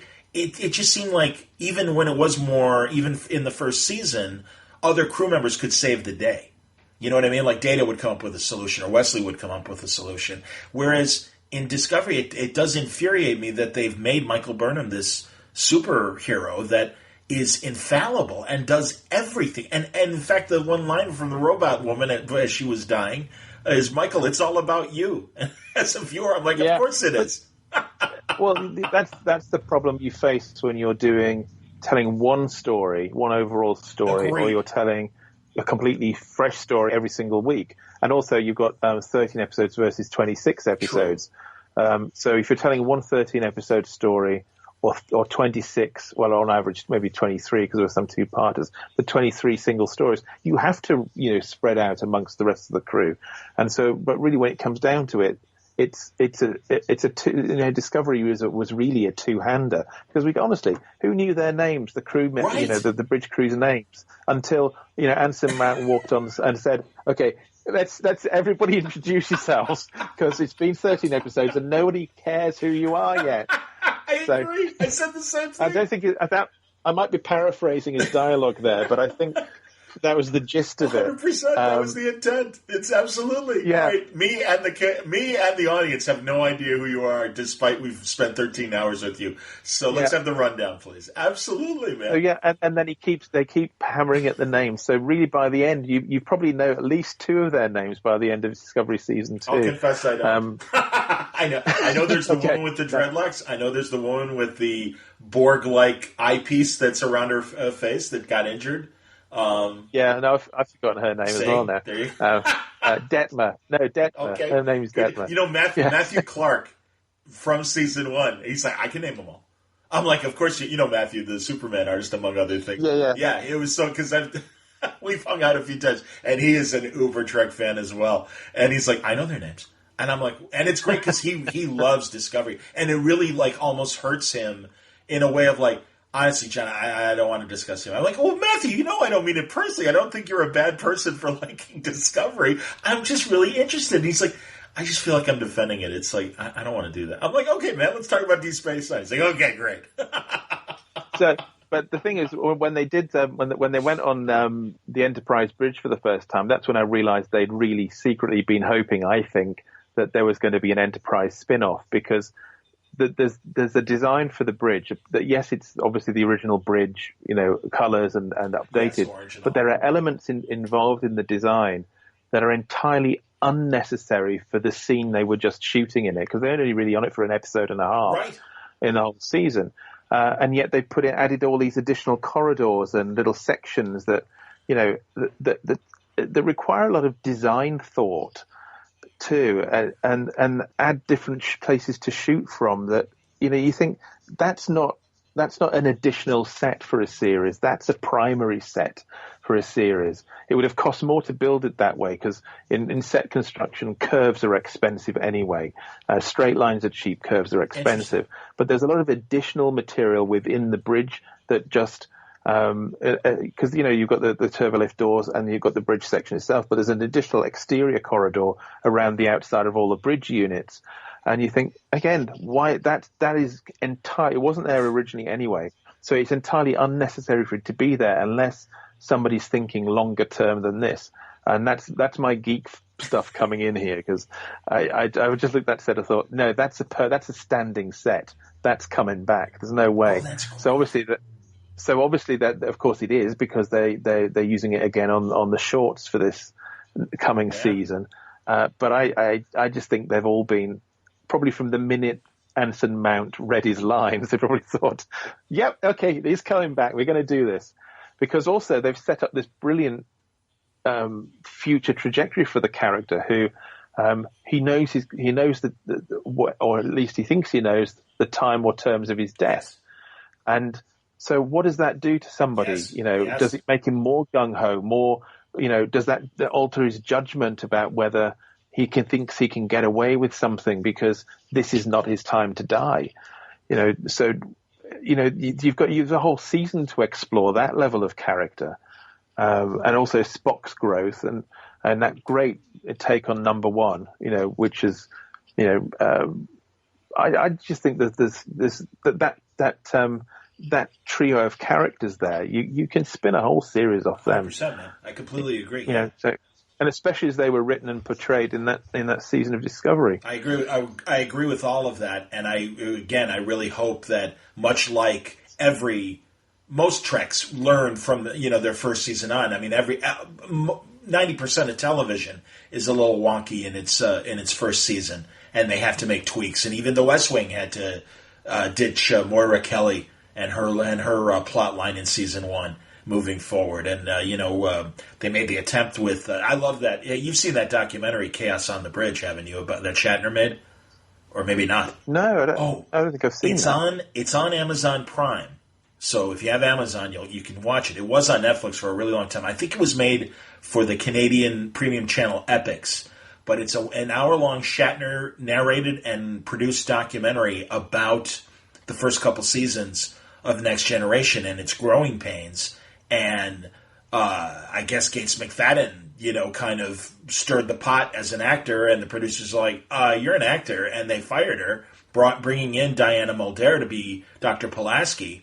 Oh, yeah. And you get a lot of interesting, Maurice Hurley, who was the showrunner in season 2, he has his perceptions of Roddenberry, and the same with, I believe, Dorothy Fontana is in there, and Roddenberry's secretary, Susan, I forget her last name, but it's very interesting, and it's all like, well, this is what was going on behind the scenes, and really, even, Paramount knew they couldn't make Star Trek without Roddenberry, but Roddenberry was like in his late 60s or 70s when they approached him, and he kind of didn't want to do it and thought it was like kind of like poker, like, well, they'll never accept these demands. And they said yes to everything, and he's like, oh, God, now I've got to run this show. I'm an old man. As you were saying about Whedon, I don't know if I can do this. So it's tremendous. I would absolutely recommend watching it. And again, you hear the same kind of stuff about Discovery right now, and a lot of it, I'm sure, is rumor. But I just hope that they learned, and I'm really glad you said that from the practical set standpoint, because they are spending a lot of money on that show, and I hope that a lot of this stuff is being built to not just, support and serve Discovery, but that, yeah, let's get these other ideas going. And I'm glad. I don't know if I still like this Section 31 show idea. And I really don't like... I love Michelle Yeoh as an actor. I think the whole cast, they're great actors. It's the material. And by the way, if you're bored talking Star Trek, we can move off of this. But because clearly I'm not. But no, I still don't buy Giorgio being such a villain in the Mirror Universe that now we're supposed to like her. I think I probably agree with you on that one. I mean, I kind of like the evil Giorgio probably more than the other sure. Giorgio anyway. Sure. But then again, we only had an episode to get to know her anyway. So, but I do like kind of evil Giorgio a lot. Well, just making her a hero, or air quotes, or that she cares about Michael Burnham. I'm like, I don't buy that. I don't buy that. But she gets the best lines. So, yeah. Anyway, all right, I can tell. Much like as I was telling you about Billy D. Williams, I can tell. All right, I'm bored with this. Let's move on. But I'm not bored. Okay, good, man. Well, enough. That was plenty of Trek. I guess because I've only started watching. I've only seen the first episode of The Boys, but I love it. It's fantastic. Oh yeah, I binge watched that whole thing yesterday. Fantastic. I stuck my iPad right in front of, so I didn't have to turn away, but I stuck the iPad right in front on a stack right in front of my drawing board. Wow. And I drew 3 pages watching that yesterday. So it was just what was it? I mean, it's Eric Kripke, so you always know the writing is going to be good. It's based on a really good story anyway, so it's because Garth stuff. But Eric Kripke is really good. When he's on form, and he clearly is here, at being able to boil character down and I think maybe some very, very good at casting too, because the cast was universally brilliant, and the dialogue they got was brilliant. It was just such good character writing as well. So I just always wanted, I couldn't wait. Kids were coming in and said, Daddy, go out, you can't watch this. Yeah, don't interrupt me. So the kids didn't get to eat yesterday or anything. No, and truly, because Art Baltazar, the artist, is very, like, he's okay with R-rated stuff, but he would prefer to be able to share something with his kids. And I'm like, yeah, Artie, no way. I'm like, no. This is like, when they're in college, maybe you'll feel comfortable watching it with them. I said, but... Well, I've got some older ones. I mean, my 2 oldest ones are in their 20s now, and the middle one's 16 and a half, so he'll probably watch it as well, especially because I told him how brilliant it was. So I'm sure he'll be watching that now. Oh, that's cool. What else have you, Endgame, what did you think of Endgame? We didn't talk about Endgame. Oh, I loved it. Honestly, me and the kids saw it. There isn't a single one of us of all the different ages that watched it that didn't just love it. There was some just brilliant moments.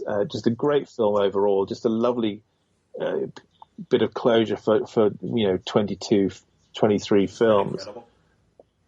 But just some brilliant stand up and cheer moments as well as all the heartbreak that went with it. I mean, my 12-year-old was really upset when Tony died, because that was his entry into all of superheroes and fantasy movies was Iron Man, and he was only, God, I mean, what was he? He must have been 6 probably when he.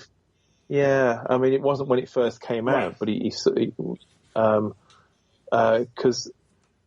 I mean, I think his first actual experience was we took him. They were shooting Thor: The Dark World over here, because I'm only about 20 minutes from Shepperton Studios here. So Marvel fixed it up for me to bring the kids along to the shoot. Wow. So Teddy, he loved dressing up, so he had his own Thor costume and everything. So he decided he wanted to wear, because he had long blonde hair then as well. It's short now, but then he was long blonde. So he decided he was going to go, and he's 7 years old, and he goes dressed as Thor.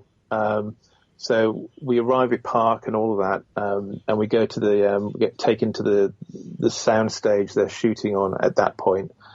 just as they've obviously finished shooting a scene, and Idris Elba walks out wearing the full Heimdall helmet and everything. And Ted standing in front of him, like he doesn't come, looks like he only comes up to his knees, so it's just watching his head go up and up and up and then Idris was great with me, sat and talked with him and everything. It was cool, but so yeah, Chris Hemsworth was really cool with him as well. But my wife's reaction was the best one, I think, when she saw him. She just nudged me and says, in the ribs, and said, "My God, his muscles are real."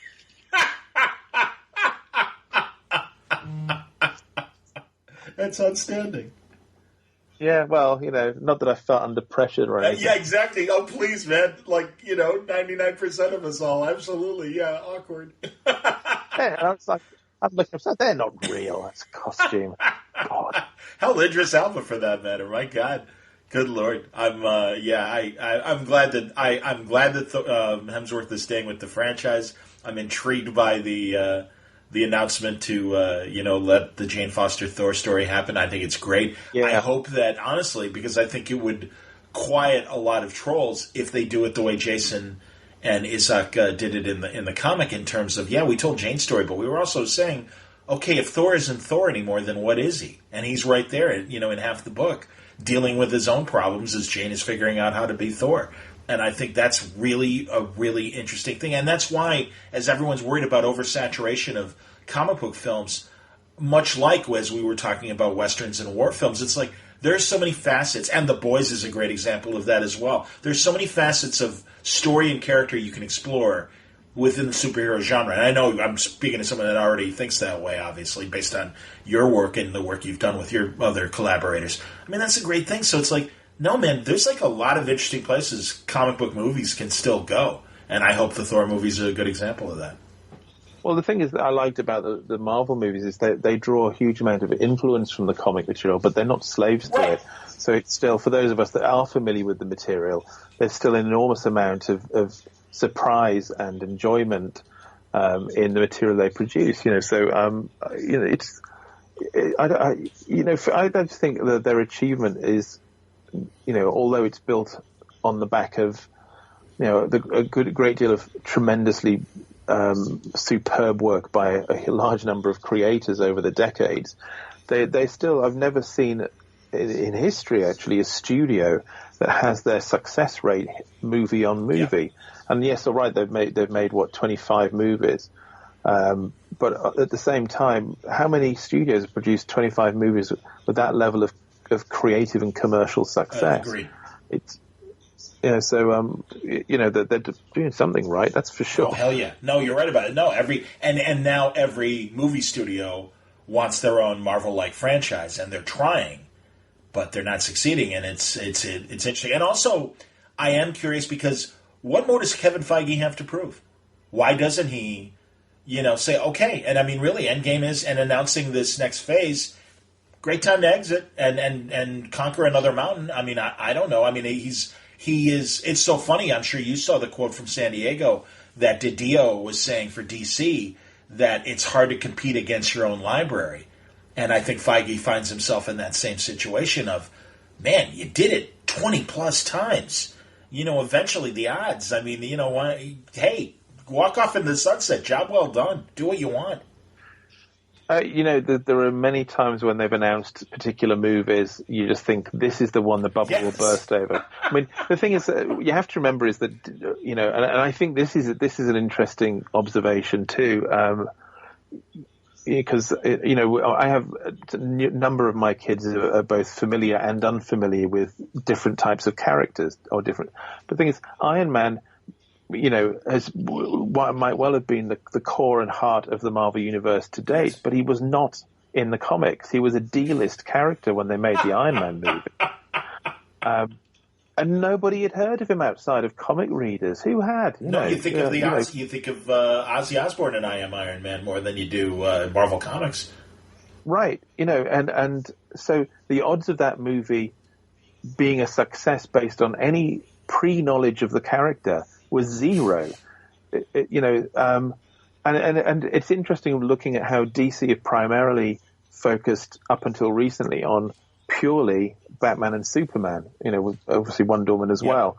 But it's the Wonder Woman and the Aquaman films that have been the most successful. And that's partly, I think, because they're also very well done. I think the Aquaman movie was made with such abandon. They've literally said, this might be the only time we make an Aquaman movie, so we're fucking well going to shove every Aquaman idea in this story.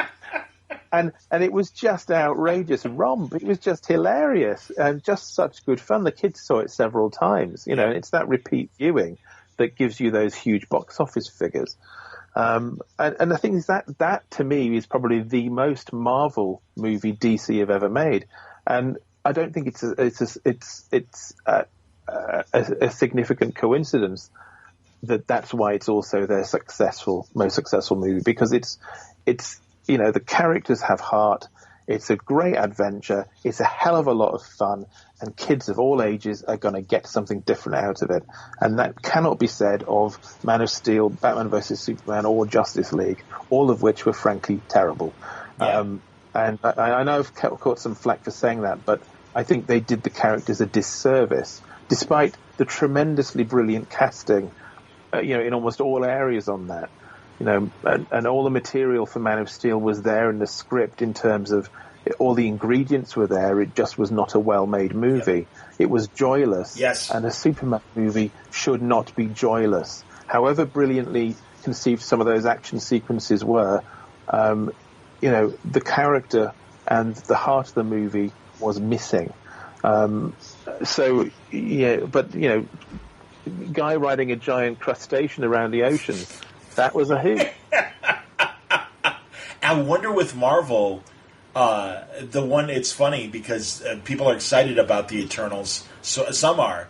And a couple of my friends are like, I don't know, man. I don't know. I'm like, I had that same feeling about Guardians of the Galaxy and how wrong we were. Yeah. Because it was amazing. And Doctor Strange. I was on board for Doctor Strange. I kind of, Well, no, I agree. We get it because we've read the comics. But my kids hadn't read Doctor Strange. They'd never heard of Ant-Man. True. Mr. Joe Public out there hadn't heard of any of that stuff. And that's the one you kind of, you think, is this where the bubble bursts? Because nobody will go and see it. And actually their least successful movie is The Incredible Hulk, which doesn't even have the same cast, even though it's technically the second of it. But it's, Kevin Feige told me at the time, he said, if it makes $1 more than Ang Lee's Hulk, I'm happy. So I think it might have made $2 or $3 more, not much. That's cool. You've had conversations with Feige. Is he a good guy? Yeah, it seems to be. I mean, I haven't seen him for a while, but is always very nice with his time whenever we do bump into each other. Excellent. He knows the comics. He knows the people involved. And, they've always made it clear there's always an open invitation whenever they're shooting, and I think they're shooting Black Widow down the road. Oh, that's great. So I think they're doing that, and Eternals at Shepperton and Pinewood. So I might email a few people, but I have a little visit to the set. You see, but taking back what you were saying there is the Eternals. So my son Ted, who's 12. And my 16-year-old, they were talking about what the Marvel Phase 4 movies are, and they see familiar stuff and unfamiliar stuff. They love the subtitles, and I was able to we talk about and speculate what they might mean. And they said, "So what's this with the Eternals?" And then I said to them, "Oh, they're super beings that were created by the Celestials." And they're like, "Okay, I get that. Great."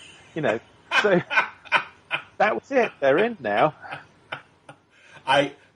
My friend was in town, and his son is into comics, and he's just getting into it. He's 14, and he's like, the kid wants to find some good Eternals comics, and I'm like, well, that Neil Gaiman thing was good. I'm like, I don't know if that's too inside or not. I'm not sure, and unfortunately, the store didn't have it. But I was kind of hard pressed because, of course, the classic Kirby stuff is amazing. But it also reads like 70s comics, and I don't know where a kid would be. Do your kids, they're watching the movies, they're watching the TV. Do they read the comics? No. There you go. And actually, this is the thing, is that it's, the DC and Marvel's property is the characters, not the comics. And the comics are, and I think sometimes too much seen by the people upstairs as another aspect of licensing. because essentially that's the way anybody with any sense would look at it. If you brought somebody in from any outside business sense who isn't comic literate and comics, and haven't read comics, but that you drop them in at Marvel entertainment and DC entertainment, you would look at everything and say, okay, the characters are our biggest money makers. Comics are a good source of licensing revenue, but actually, the Batman lunchboxes make more than the Batman comics. Can we do without the comics? Sure. And those are the questions that do get asked. Actually, I believe that. Go on. Yeah. So because that's what all the bottom lines say. So. But that's because this generation of children and teens and even adults, for that matter, they might remember occasionally reading a Marvel comic 30 years ago. But the entry point for everybody now is not in print. It's not comics anymore. And it hasn't been for a long time. But now it is movies, TV shows, licensing, video games. The Spider-Man video game, my kids adore it. They think it's fantastic. They love the movies. They have never read a Spider-Man comic and never will read a Spider-Man comic. And they have no interest in the other. They kind of like the job that I do because it's connected with all that stuff. And they like coming in and looking at the drawings, but they're not like, wow, it's Spider-Man drawing, or wow, Superman drawing Batman. I mean, it's kind of cool that they can tell their kids at school, yeah, my dad just sits around drawing Batman all day. But you know what? None of the schools asked me to come in and talk to them or anything. Because they don't care either. My 16-year-old just done media as one of his exam courses, and he's going to do it for his higher, course when he goes back to school in September. For the next 2 years. And that's ever since I took him to the set of Doctor Who when he was about 10. It's all he's ever wanted to do is work in film and TV. So that's kind of where he wants to do it. But, at no point have I been invited by him or any of his teaching staff to come and have a chat with the classes. And I work in bloody media. Yes, you do. I designed spaceships. I worked on Doctor Who. I draw comic books. My name's up on those credits after the Marvel movies. Why do you think they're fucking thanking me? They're certainly not paying me anything. But it's not just because I was a random member of the audience. It's But no, they don't give a shit what I do for a living. Well, dude, I'm in radio, and oh god, even less interested in what I do. In fact, our old morning guy for our album rock station, this guy Steve Downs, is the voice of Master Chief in the Halo games, the original Halo games. Oh, right, cool. And yeah, he was visiting friends in another state, and the parents like, he's a rock and roll DJ. Yeah, whatever. And then the kids later were playing Halo, and he freaked them out and did a line before it showed up in the game, and they all look at it and he goes, "That's me. I'm Master Chef." All of a sudden, everything stopped, and within a half hour, neighborhood kids were coming with Halo to have him autograph the game. Now they're interested, and yeah, he's great. Steve's a terrific guy. But yeah, man, this is the world we're in right now, and yeah, believe me, because I grew up wanting to be in radio. Radio was kind of the internet of its day, especially 24-hour news radio, and I'm like, that's where I want to be and everything. Well, I'm here, and nobody cares. Well, yeah. See, I'm the guy that made Samuel Jackson Nick Fury, right? So Jonathan's been on this case for a few years now, because every time Samuel Jackson does it, he credits Mark Miller as having made him Nick Fury, and it wasn't Mark, it was me, and so I think Mark's even begun to believe it might be him actually. But so Jonathan was determined to get Samuel Jackson so he had him on a podcast of his own last year and told him about that. So and Jonathan says, "I've sorted it out now. Sam's gonna credit you." So Samuel Jackson gave an interview the following day for some movie he was in. I can't remember because he's in so many. And he was talking about having been. Oh, it might have been Captain Marvel they were promoting actually. No, it wasn't. It must have been before that. Because I met him when they were doing the promo for Captain Marvel, so it must have been before that. But anyway, he said, yeah, so, Mark Miller and this English guy made me. Oh, man, I'm sorry. That's like fucking Anyway, so Jonathan had Sam Jackson and Brie Larson on his show promoting the Captain Marvel film. Okay. And Jonathan said, have you got any artwork left of the Ultimate? I said, no, it was sold long ago. I haven't had any for years. He said, well, can you draw a quick picture of Samuel Jackson? And I'll send a car and you can bring it in. And I said, why? And he said, doesn't matter, just do it. So I did 15 minutes at the end of the day. I did it. A car came round. Fortunately, I'd had a shave and put a decent shirt on. Because John, I get there and John says, right, you're going to be on the show. I said, what? He said, well, Sam's on the show. So why don't you come and meet him? I said, oh, bloody hell. So anyway, they kept the cameras rolling so they could film it. So they did the segment with him and Brie Larson, and then kept the cameras going. And Jonathan brought me out and sat on the sofa with them and have a brief chat and gave Sam Jackson this piece of artwork and stuff. To which he said, I think they cut it out. Well, I guess I better stop crediting Mark Miller now. But this goes out because even though we knew it wouldn't make the final cut on the aired show because they roll for 2 hours and they got 52 minutes, and it's possibly a little too esoteric for mainstream commercial television. But anyway, Jonathan's show put it out as an extra as part of the promo stuff. So it went out on the internet and everything, and it got picked up and got seen a lot. And so for 15 minutes there, people were like, not, oh my God, you were the man who made Samuel Jackson Nick Fury, and I've researched your work heavily on the internet for the last, look at the amazing work you've done. There's like, no, you've met Samuel Jackson. Oh my God, that must be amazing for you. Well, we know, Bryan. It's all right. The Word Balloon audience is very aware of your important part of the Ultimate Adventures. But what I'm saying is that outside of a core group of comic literate people, nobody cares what I do for a living. Certainly not my friends and my kids' friends. Although actually, they showed everybody that video of me meeting Samuel Jackson, but that's not because they were impressed by my work and wanted to tell their friends, look, he's this fantastic comic book artist, and he does all of these great things. No, it's just, look, there's my dad meeting Sam Jackson. That's great, isn't it? Jesus, man. No, I get it, and I'm sorry. Well, Kelly Sinaconic says it. It's like, you guys are you're comic book famous. You're on the convention floor, you can't move 5 feet without someone coming up to you. And as soon as you're outside of the convention and back on the street, you're just another schmuck. I think I'm getting, I haven't done a convention in 11 years, but I think I'm getting jaded to the point where I think I'm going to have to go with one just for the sake of my ego, go to a comic book convention. But, hey, man, but come with me. I hate doing signings because I always feel like it'll be like I'm the kid who has a birthday party nobody shows up for. So I always say no to them because it worries me more that nobody's actually going to, or worse, there'll only be 3 people showing up. And I'm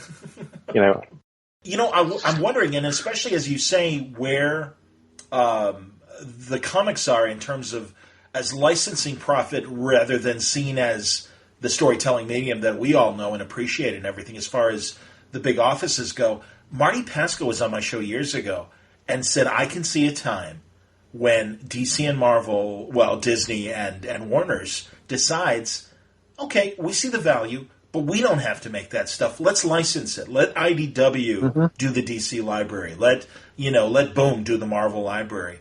And it really was this like, wow. And on the one hand, it's like, oh, that's kind of disturbing and yeah. But also it's like, well, God, they are already doing it. I mean, Marvel kind of splinters off its kid stuff now to IDW, both Star Wars and Marvel Universe. Yeah. And also with AT&T getting into the Warner Brother business and stuff, there's just more bottom line people. And we saw Vertigo get shut down. I wanted to know what you thought of that in Mad Magazine. And just, do you think that spells, a little nervous shift coming in comics? Well, I don't, it's hard to know. I think, I hit you with the essay question. It's interesting knowing where to quite begin talking about this because there's stuff, I know that I can't talk about. Not that there's any big disaster about it before, but there's behind the scenes stuff I think I probably shouldn't be talking about. just because it would suddenly end up in a news report or on various websites, and I don't think that's necessarily a fair thing because I'm not a spokesman for DC. But I think at least right now, I think core Marvel and core DC publishing is going to remain pretty much as you see. I know DC is undergoing this slight change in branding, and that's nothing unusual in a company rebranding itself and streamlining its products and so on. As a creator, I still see huge opportunities ahead for us, to be able to tell, this kind of stories we all still want to keep telling. But yeah, I can understand, somebody coming in and taking that point of view. It would be the right person at the right time to say exactly what you said, Martin Pascoe just said. It's but right now I don't think that is the time that's going to happen. I think it might prove part of DC and Marvel's income to be able to license their characters for print use elsewhere. But I don't think the core group, the core publishing plans are going to change because it still genuinely is profitable, in terms of the money they spend on it and the returns they get from it. Yeah, okay. But it is interesting looking at how they view it because we talk about these evergreens earlier, yes. And the black line, DC's black label books.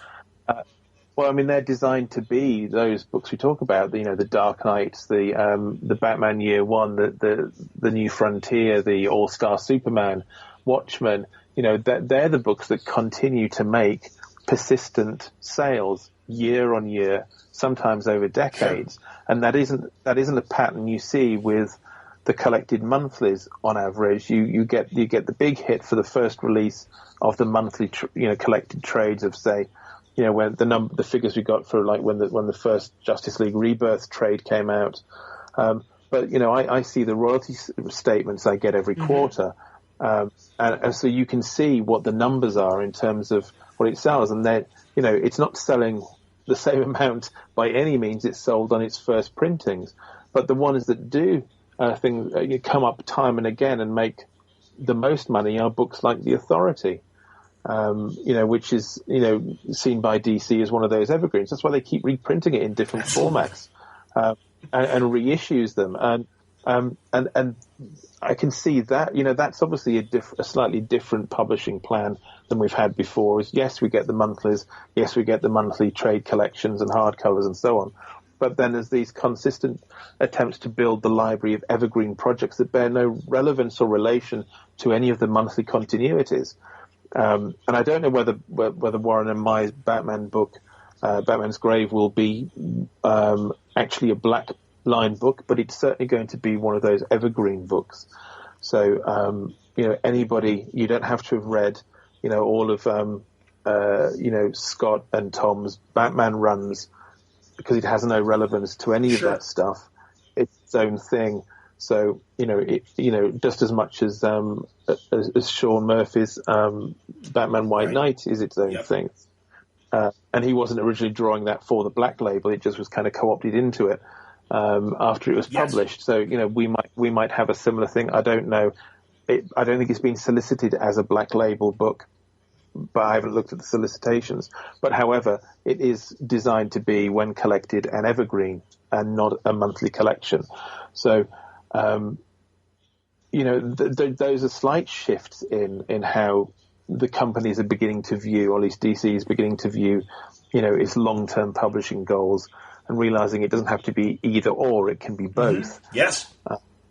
And I think we'll see constant changes like that, small and large, where the publishing side of things is streamlining itself to make itself more persistently profitable. We talked before about when I was working on Hawkman, because the counter to what I've just said is the fact that I will tell you for sure that what they paid me to pencil the book was more than the book made in terms of overall gross income.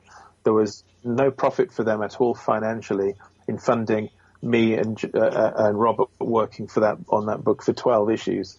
So, they did that because that was as much I said there's no real publicity around it, but if I can be honest, I think their investment in the product was the fact that they actually did genuinely invest in it. They stayed the course through the 12 issues. They could have pulled me off because I was off my contract after issue 6. It's all they contracted me to do was the first 6 issues. So they could have pulled me and put me on something else. And they could have insisted, really, because there wasn't really a contractual leg to stand on. And there was nothing. They just let us do the 12 issues when I said I'd actually quite like to do 6 more. Since the Warren story isn't ready yet. So there is that side where the publishing side needs to constantly adjust and streamline itself to make sure that it is profitable. And as long as it is that, I think we won't see any of the wholesale licensing and shift to them, just basically becoming a licensed company that is published elsewhere through other parties. Because there's also still the side of DC where they will invest in product and creators more than they will invest in profit. They can't do it all the time, obviously, but there are times clearly where they are willing to do that. And I think that still shows, at least while the people that are running the company now on the floor are there, I don't see that they will be shifting their publishing plans to licensing, wholesale out. Yeah. No, I get it. Seriously, man, I do. I'll reiterate. You obviously are just giving your own observation. You don't represent the company in that capacity, and the last thing I would want is you to face any problems with that. And I do, as a creator, I appreciate your thoughts. Well, again, that is just, I can only speak from my own point of view, seeing what I see. And there's some things I can't disclose that I know because it's confidential information and so on. So, but, as I say, from my own point of view, that represented Hawkman represented investment in creative personnel ahead of profit. And that's an absolute fact. That's not just speculation. So I think, as long as they're still willing to do that, then, as far as Vertigo going, again, I don't know that it's going per se. It's just that the branding, the material is still going to be there. The creative personnel is still going to be there, producing the kind of material that Vertigo used to produce. It's just that when you streamline branding, if there are too many threads and too many different avenues, then the brand isn't streamlined. And I'm sure DC must take a great deal of consultation with PR companies and brand management experts and so on in terms of trying to figure out how best to market their product in a publishing scheme. So I don't have any personal connections with Vertigo beyond a readership or an occasional readership. I was actually more personally connected with Mad because I love Mad magazine. Me too. And it's kind of a sad thing that I actually won't ever get to draw a Mad story now, even though I kind of wanted to. Oh, that's amazing. All this time. That's too bad. I agree. Oh, good Lord. Yeah, but, doors close and other doors open. There'll be other opportunities for other things. I'm very sanguine about how this stuff works because I think you have to be when you're a freelance. You have to roll with stuff constantly because projects get greenlit and they go away and new stuff opens up. So whilst it's often disappointing that things you want to do can't, won't, or haven't happened, there's a whole wealth of things out there that, I just still excite me because there's just so much still left to do that another 30 years never seems like enough sometimes. I can appreciate that. Well, I hope that there is some sort of, and I don't know if we touched on this the last time we talked, that there is some sort of creator-owned either idea or a creator that you would be willing to split the time and have something, completely that you guys own, or women, whoever the collaborator may be. Yeah, there's certainly conversations being had with other people, and I'm not short of. I've got notebooks here with 30 or 40 ideas for things. So it's time, and one of the reasons I've been pushing myself to draw faster is because I want to have time to tell more stories. I've spent 30 years learning how to do this, and now I just want to explode and just tell as many stories as I can, and have a great time doing it. So yeah, creator-owned will feature at some point, but I don't think the marketplace is particularly kind at the moment. So it would have to be done in conjunction with other projects that kind of cover the bills, sure, as it were. I just don't think my doing a creator-owned series would come close to being able to cover my, outgoings, as it were. I mean, I've looked at other options. I've been looking at things like Patreon and crowdfunding and Kickstarter stuff, and it's, I've been doing quite a lot of research on that because I'm fascinated by it, and you can see that some people are having successes ranging in different levels, from huge amounts of overfunding for one short project to other creators like Jimmy and Amanda figuring out just how to run their Kickstarter campaigns to get what they need to be able to tell their story and then do the next and next and next. So you can see that it's an avenue. Just figuring out what next. I mean, I'm still under contract at DC anyway, so I've got time ahead of me before I have to start thinking about doing another creator-owned book. But it's never far from my thoughts. And Warren emails me every few weeks to remind me that I should be doing one. I would imagine. In fact, I got an email from the other day saying, this is in fact your fortnightly reminder to do a creator-owned series and build your library. Thank you. And then he's off. I would, but I'm drawing you a fucking Batman story, dude.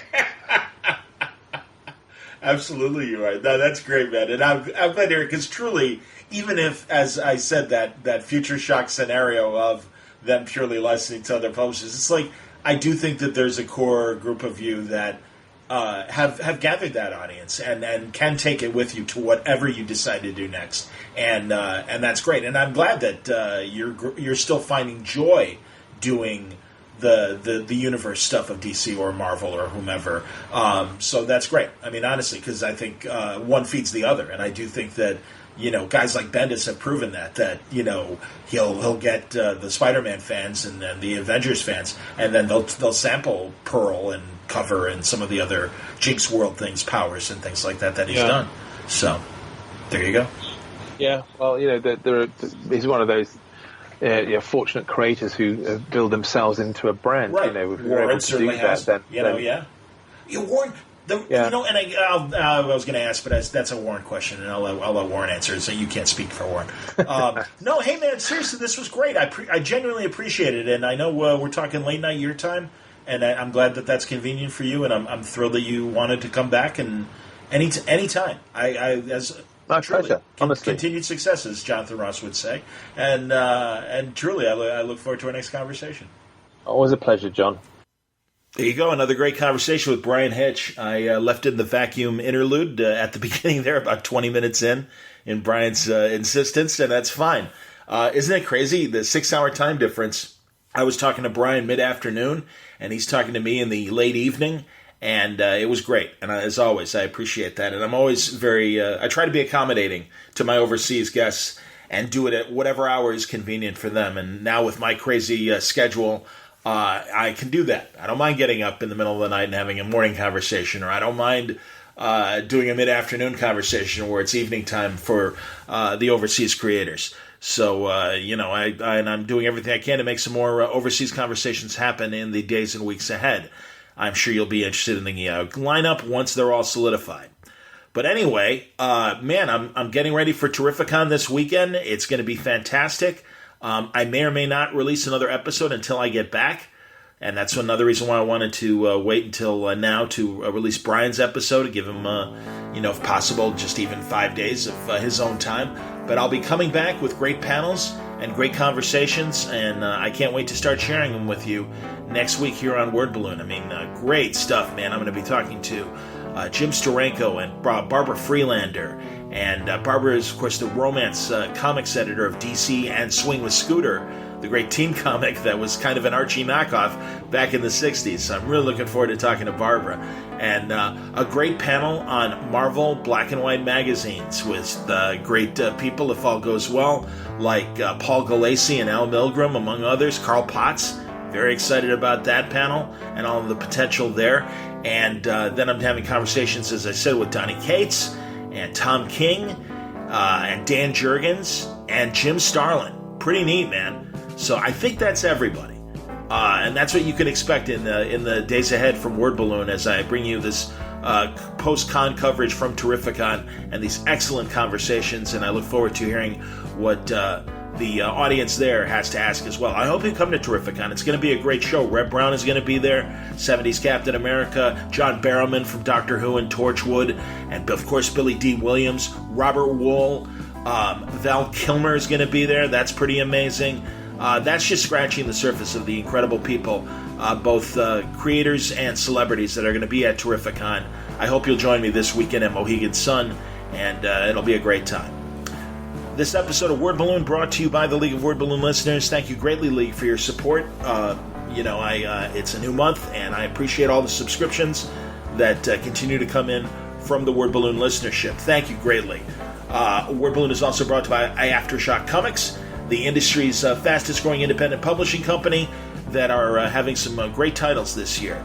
You know, Joe Pruitt's horror anthology, Shock, and Cullen Bunn's brand new book, Knights Temporal, Chris Sabella's Trustfall, Matthew Klickstein's You Are Obsolete.